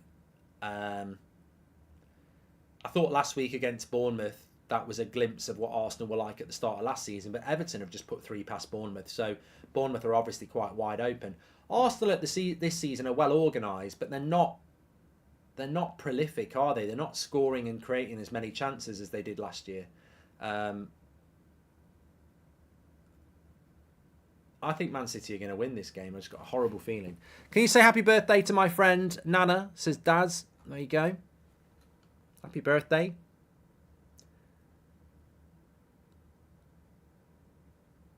I would describe Arsenal thus far as workmanlike, organised. Yeah.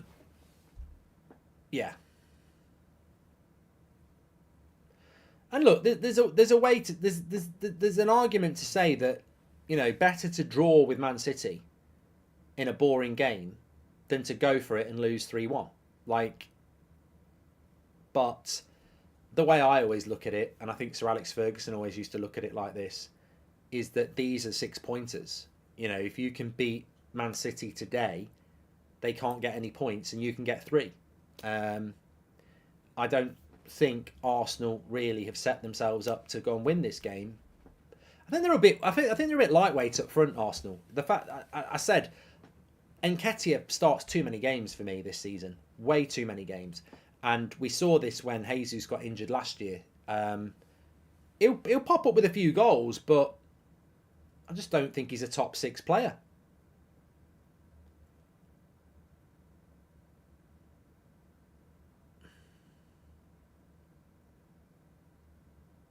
But what else can they do? It's not. I look at the bench now, and I'd be taking Nketiah off, but there's no option on the bench, is there? So, in fairness to Arsenal, a lot of people said they needed a striker in the summer. I remember Jesus getting injured, and he was going to miss the first 2 or 3 games of the season, and I said they need a striker, and people were like, "No, we don't. He'll be back in September." And I was like, "But I think you need a striker whether he's fit or not. I think they need a striker."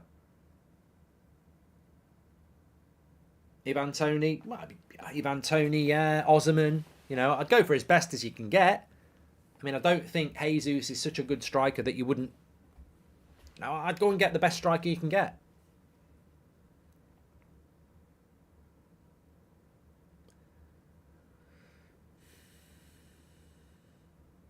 What about Balogun? I never really saw enough of him to know what he was all about. I mean, I'm surprised he never really got given a chance, but Arteta clearly probably never thought much of him.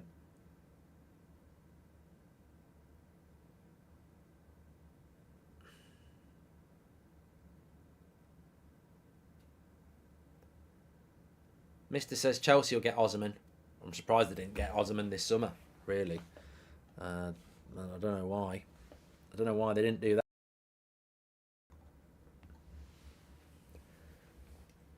Anyone else think Arteta looks like... I don't know who that is, Kenny, so I can't really say it.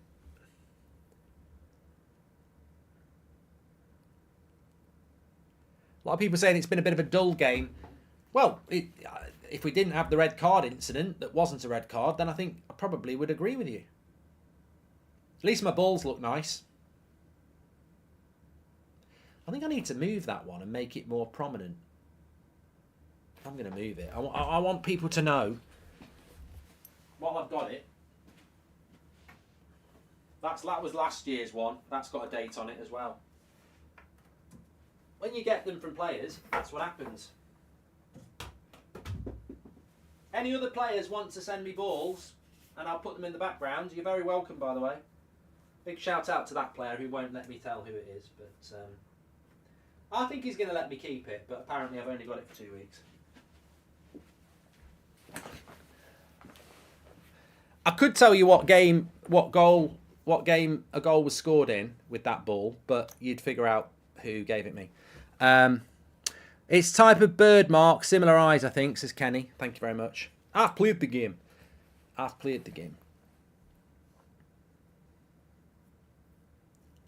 It's not a hat-trick ball, no. Oh, yeah, it's Ollie Watkins. No, it's not. Maguire wouldn't give me the steam off his piss, probably quite rightly. But I'll tell you what, I'll tell you a story, actually. So, and this is true, I've said it so many times. My son Seb's only 6, and he couldn't play football today because I was ill last week, his mum was ill last week, and he got it on Friday. Probably, it could be COVID, I don't know, but he's been ill all weekend with a high temperature. And yesterday he was particularly bad. And I went into, he was watching Bluey in our bedroom last night, and I came in after the Man United game and I said Man United won 2-1. He went, "Oh, that's good news." And I went, "You won't believe it. Harry Maguire got the assist on the second winning goal," and his face lit up. He was so happy. And I thought, there's not going to be many people out there that are going to react to a Harry Maguire assist like that, and he was absolutely ecstatic. It's his favourite player. It's one of my least favourite players. It's a contradiction, but there you go. Arteta looks like a waxwork of himself, says Matthew. It's not Fozzie's ball, because Fozzie hasn't played in the Premier League this year with that ball.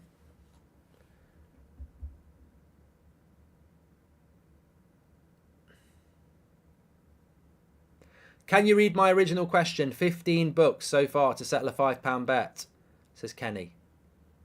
I'm not reading it, no, because I'm not reading something about something that I don't know what it is. You know, stop throwing in super chats. I'd already told you I wasn't going to read it. Some people put words in that can get me into trouble or be really rude, so I don't do it.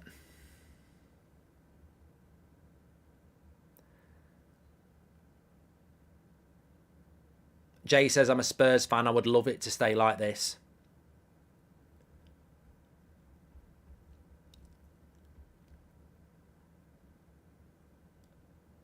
That's a nice one up there as well.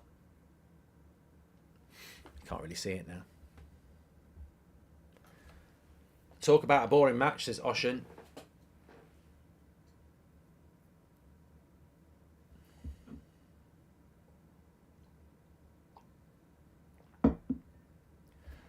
Sup, bruv, says Cag. I took the over 2.5 goals on this game, and I feel like an idiot. I think FPL is going to be quite a low score for scoring week for everybody, isn't it? I mean, I've got Haaland and Alvarez in this game. I mean, I think there's been one shot on target, hasn't there? Right, treble substitution for Arsenal. Tomiyasu, Havertz and Partey.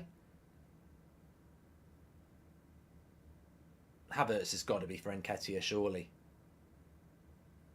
Although Jorginho will be for Partey.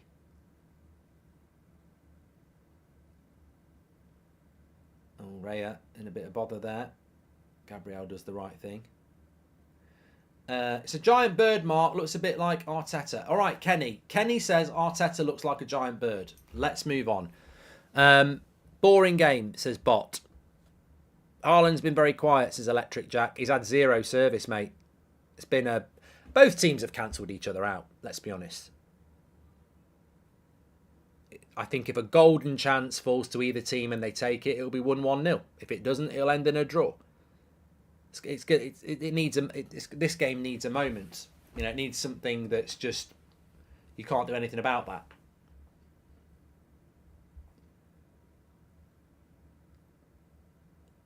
Good play by Jesus here. He's going to use Martinelli, surely. And then good work by Kyle Walker.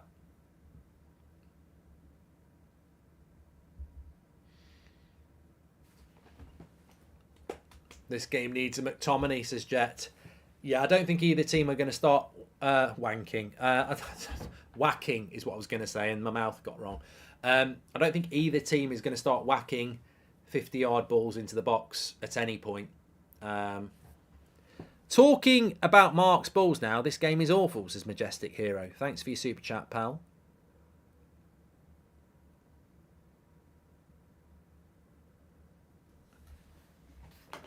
So somebody in the chat just said Kyle Walker's class. How good do you think Kyle Walker would be if you took his pace to just an average pace? And here, talking about paces, Doku up against Ben White, wins a corner. Yeah, how good do you think Kyle Walker would be if he was just as quick as Ben White? I still think he'd be okay, but I think his pace is his biggest. And look, pace is an attribute.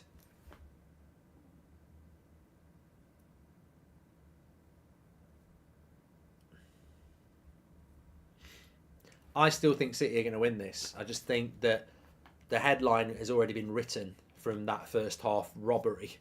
I just get the feeling that, you know when you get a bit of feeling in football, Arsenal were absolutely robbed. It just needs that Man City goal to complete it.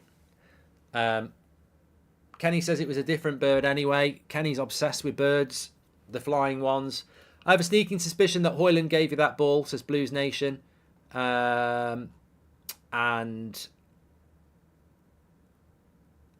how good would Rashford be without his pace, says Manchester is Blue. Well, but that's what I mean. It's an attribute. Pace is an attribute. Odegaard shoots from way out, and it's way over. What happened with cooking with Goldbridge, says Mash. Good name. I will be bringing it back. I just I've got a better kitchen to do cooking with Goldbridge now as well. I just need to find the time to just set it up and do it. Career mode's back tomorrow, Monday, Wednesday, Friday. You can check that out. Just follow me on Twitter. I'll send the link out if you don't know what account it is. Jorginho comes off. Partey comes on. I'm not sure who Havertz is coming on for. Jorginho for Partey.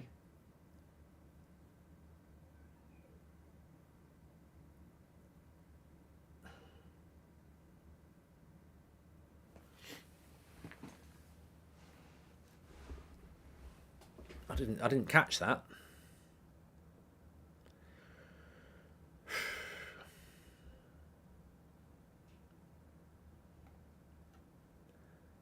Yeah, he's come on for Nketiah, hasn't he? Yeah.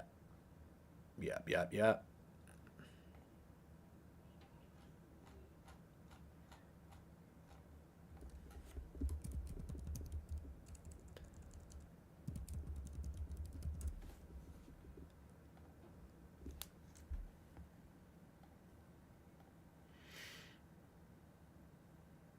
We're very close to 40,000 subscribers, by the way, so please do subscribe. Bottom right-hand corner, get involved with That's Football. You're all very welcome.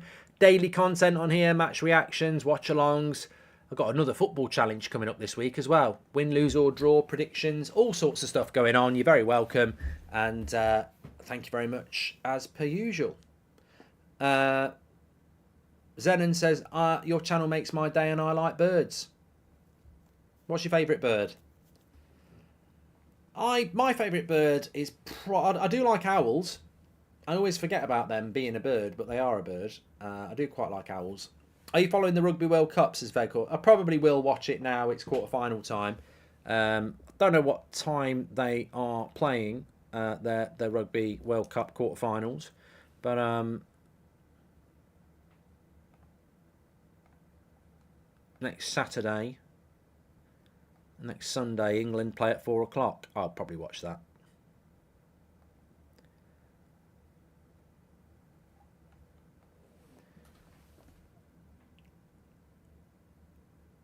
Lots of people talking about birds. Owls are cool. Robins. Yeah, we're talking about birds. I mean, it's disappointing.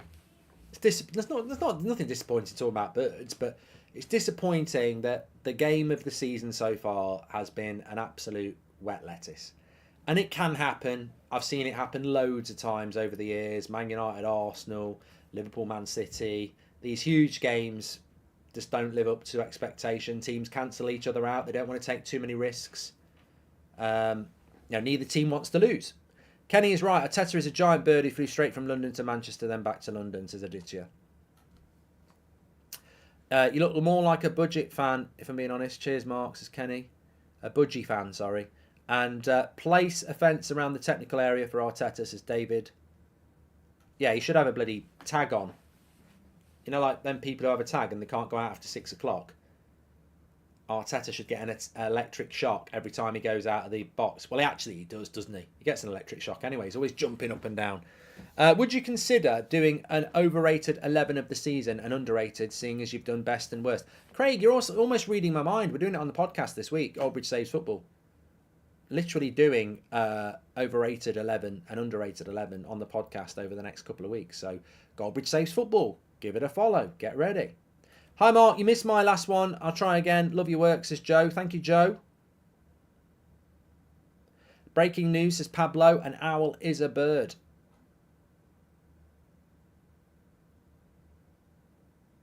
"12 minutes to go. Pigeons are a horrible bird. I can't believe anyone would pick a pigeon. When I lived in Dublin, there's loads of them. And sometimes you'd be sat there eating your sandwiches in the summer, and a pigeon would be walking along, hopping along, and its foot was missing. They're right manky, dirty gits. A peacock's a bird. Isha says, is a peacock a bird? What the fuck is it if it's not a bird? It's not a bloody cat, is it? With a big tail. Of course it's a bloody bird. Actually, it might not be a bird. They're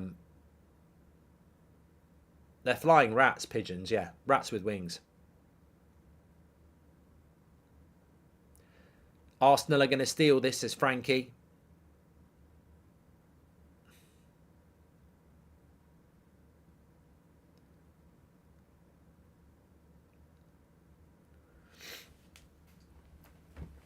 Some people actually like pigeons. Madness. Hi, Mark. You ever seen a seagull with one leg? Awful sight, says Kenny. It wouldn't surprise me. Mark, what does a cow drink? Says Joe. Oh, he's trying to be clever. He's trying to be a hipster, Joe. Most cows I see drink water. I think idiots go milk, don't they? Because they think cows milk. Yeah. What does Old Trafford have in common with Man United dressing room? They both leak. Any update on the sale? I like seagulls and vultures, says Abram. Yeah, bet you bloody do. Bet you bloody do.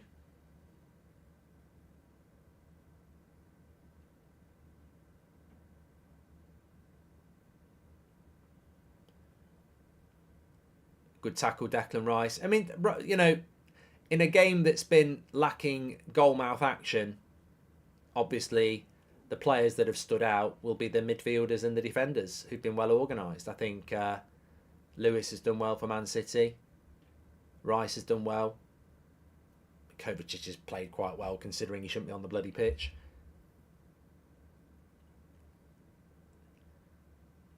Really enjoying the podcast, says Michael. Yeah, thank you very much. Don't forget on Tuesday we'll be announcing who won the EAFC codes.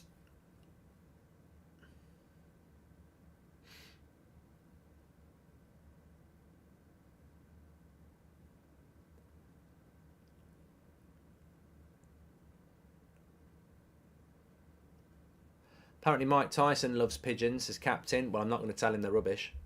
I'll just lie. I don't want to get punched.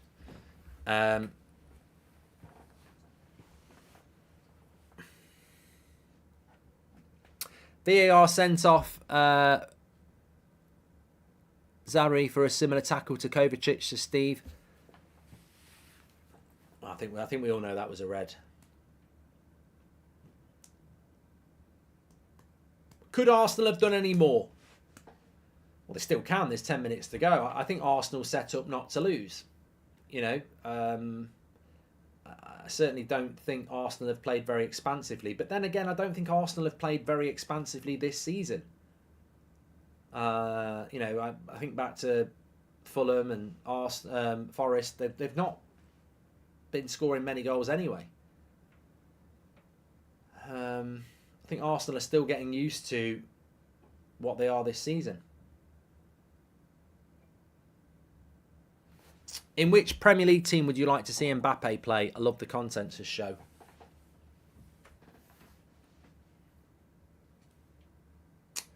Which Premier League team would Mbappe actually suit the most? I do think he'd work in an art. You know what? He'd work for Newcastle because they sort of do Van de Candy, we're on the same wavelength. I think he'd work for Newcastle, yeah, because the way they play, and he'd have the freedom to just, you know, hit the turbo and do what he wants to do. I think Liverpool, I think, yeah, he'd work at Liverpool. I don't think he'd work for Pep. He certainly wouldn't work at United. Chelsea are a bit unknown at the moment. Arsenal, yeah, I could see him working at Arsenal. Brighton, yeah.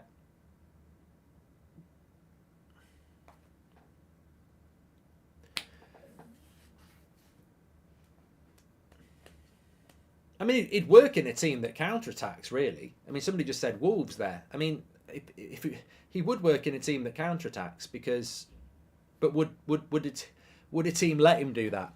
Pigeons and mints, says Kenny. Can't scratch them under the wings, or they think you're trying to shag them. Kenny is a real bird expert, and he's loving today. Kenny wouldn't get the time of day if this game had been good.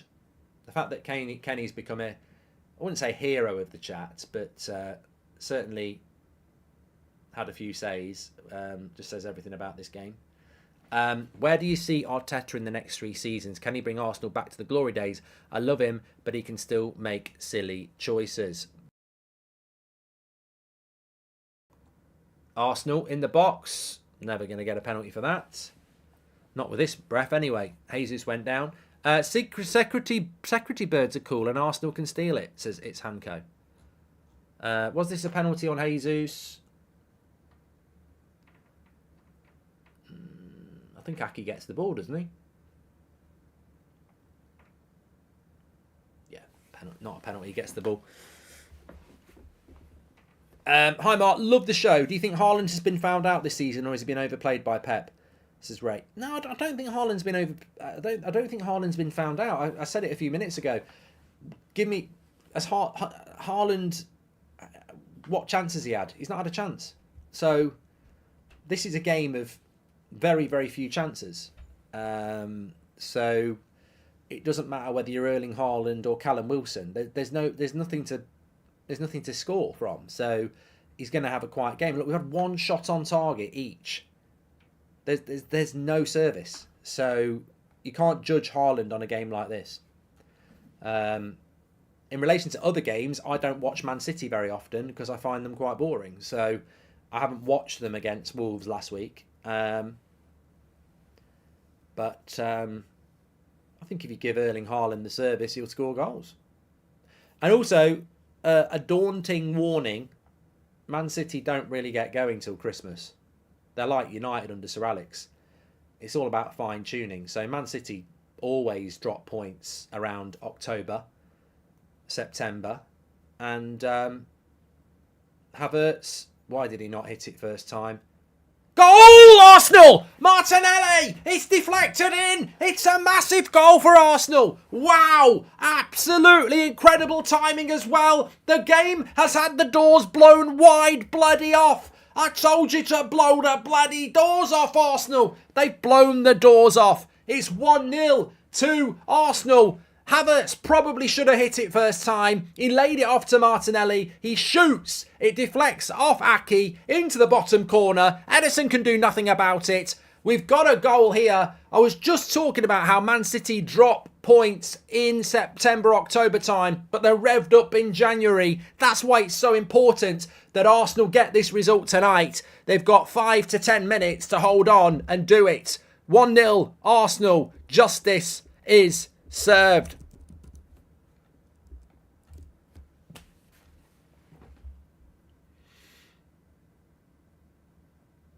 Havertz does quite well there, actually. Martinelli, I mean, it's no way it's going in if it doesn't deflect. Tomiyasu does great to get it to Havertz. Havertz does well to hold it off.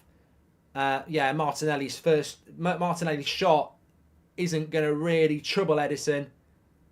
But then it goes in off Aki's face. Smacks him in the face and goes in. There we go. What did I tell you? What did I tell you? This game was going to come down to one moment. One moment. A lucky moment, but they all count. Arsenal lead 1-0. You know, that could have gone either way. That's just like a deflection. But thankfully, it's gone to the team you'd want it to. Michael Oliver's just thrown up in his own mouth, says Robbo96. Could be 2 losses in a row for City, says Sean.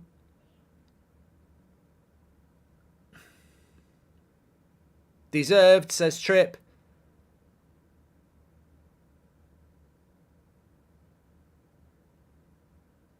To be honest with you, I think the funny thing is, you know, you talk about the red card, Arsenal fans won't care because they can win the game. If they lose the game or draw the game, they'll be going mad about it. And actually, even if they win the game, they should be going mad about it. But that's just how football works, isn't it?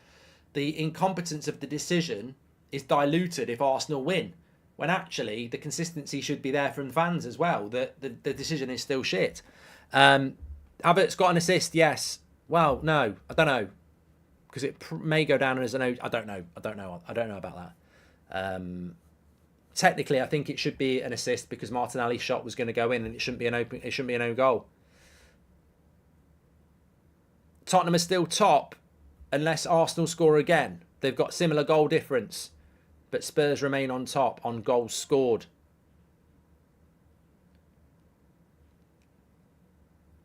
How long will be added on? Doesn't feel like there's been many stoppages, but knowing that Michael Oliver will add 10 on, I can't really think of many stoppages in this game. Disappointing for Man City. I mean, a point probably wasn't the end of the world, but they're now looking at it and going, you know. David says it should have been stopped for a head injury. Didn't notice anything about that, David. Can't comment on that. One Football says it's a Kai Havertz assist, says Simp.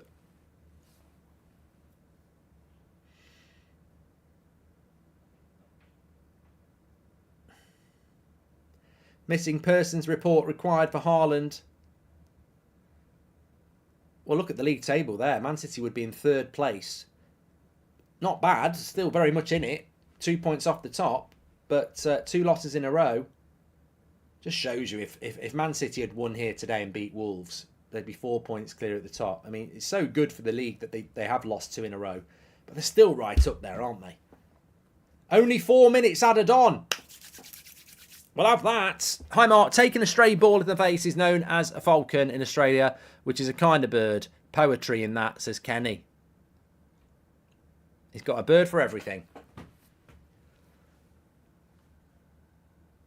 And Man City are about to lose the streak of not losing 2 in a row since 2018, says Addy. Hot take, Mark, but I don't think Man City are going to win the title, says Dan.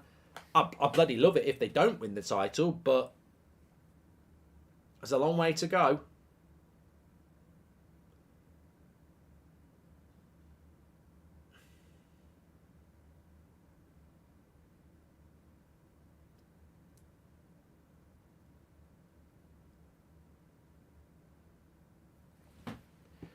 Well, that'll be music to Arsenal's ears and eyes that only 4 minutes have been added on.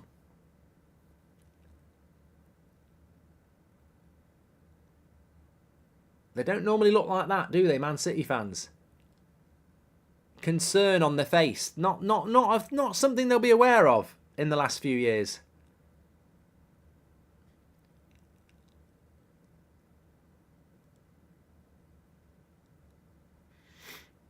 Pep out in the chat. This lot was given 9 minutes to win it against United, says Juan.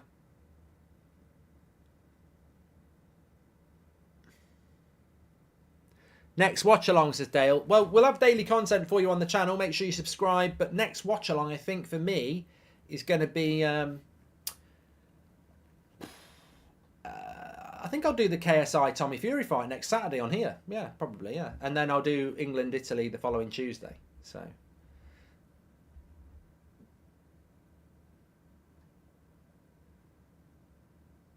he's down in the corner there, Martinelli. And a free kick to Manchester City.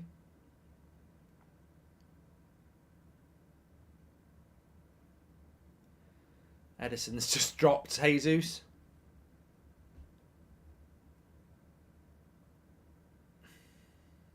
He's going to book him.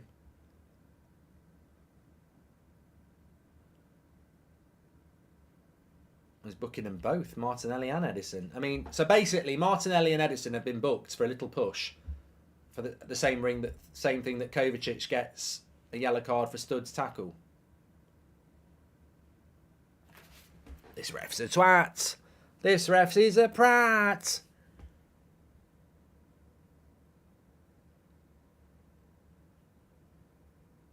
He's not getting away with it. What you wait for my match reaction, I'm still going to go in on the referee. I don't care. Very happy that Arsenal have got the result, but the referee ain't getting away with it.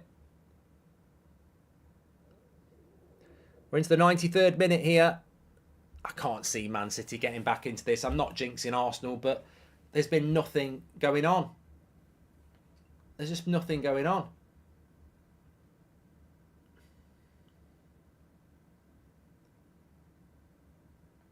"20 seconds of the stoppage time to go. There's nothing going on. I mean, Fantasy Premier League, absolute waste of time for me. Alvarez, Haaland, Saka, didn't even play. Saliba clean sheet, I suppose. Again, he gets a lot of clean sheets, actually. Man City era is coming to an end. Definitely not. They're right up there, mate. They're still right up there. I don't for 1 minute think that it's over for them. But it's over here. The referee blows the whistle. Probably couldn't blow it quick enough. He got away with it, the referee. You know, if that had gone a different way, could have been in big trouble. But he has got away with it. But Arsenal have got the victory. And I think that's hopefully a victory for the Premier League, because Manchester City are the dominant force, the immovable force in this Premier League. And to see them dropping points 2 weeks in a row really does excite me when we come back, because there's an opportunity now. Liverpool are up there, Man City are up there, Arsenal are up there. Look at that league table. Liverpool are right in it. Man City are still there, but there's enough teams in to give it a go. You know, you've got to look at Liverpool, Arsenal, Spurs now, and you've got to go, Liverpool have got 4 very winnable games coming up. I think Spurs have got a good run as well. Not sure what Arsenal have got after the international break, actually. I'll have a quick look at that. But they've got to go and win now. You know, there's 3 of them up there that can make a title race out of this. And that's what they've got to do. And Arsenal, look, it's fortuitous how you win it. It could have gone either way, I suppose.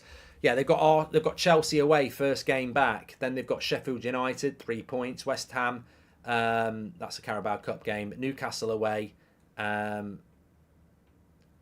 Burnley. So yeah, look, they've got Newcastle and Chelsea in the next 3 games, Arsenal. So not necessarily easy. Right, I'm going to do a match reaction. I will go in on the referee. I think there's there has to be a consistency to that. But well done to Arsenal. I'm back on the United stand at 8 o'clock. If you want to tune in for that, I'll do a match reaction to this as well. Thanks everyone for tuning in today. Interesting day. Take care. Speak to you a little bit later.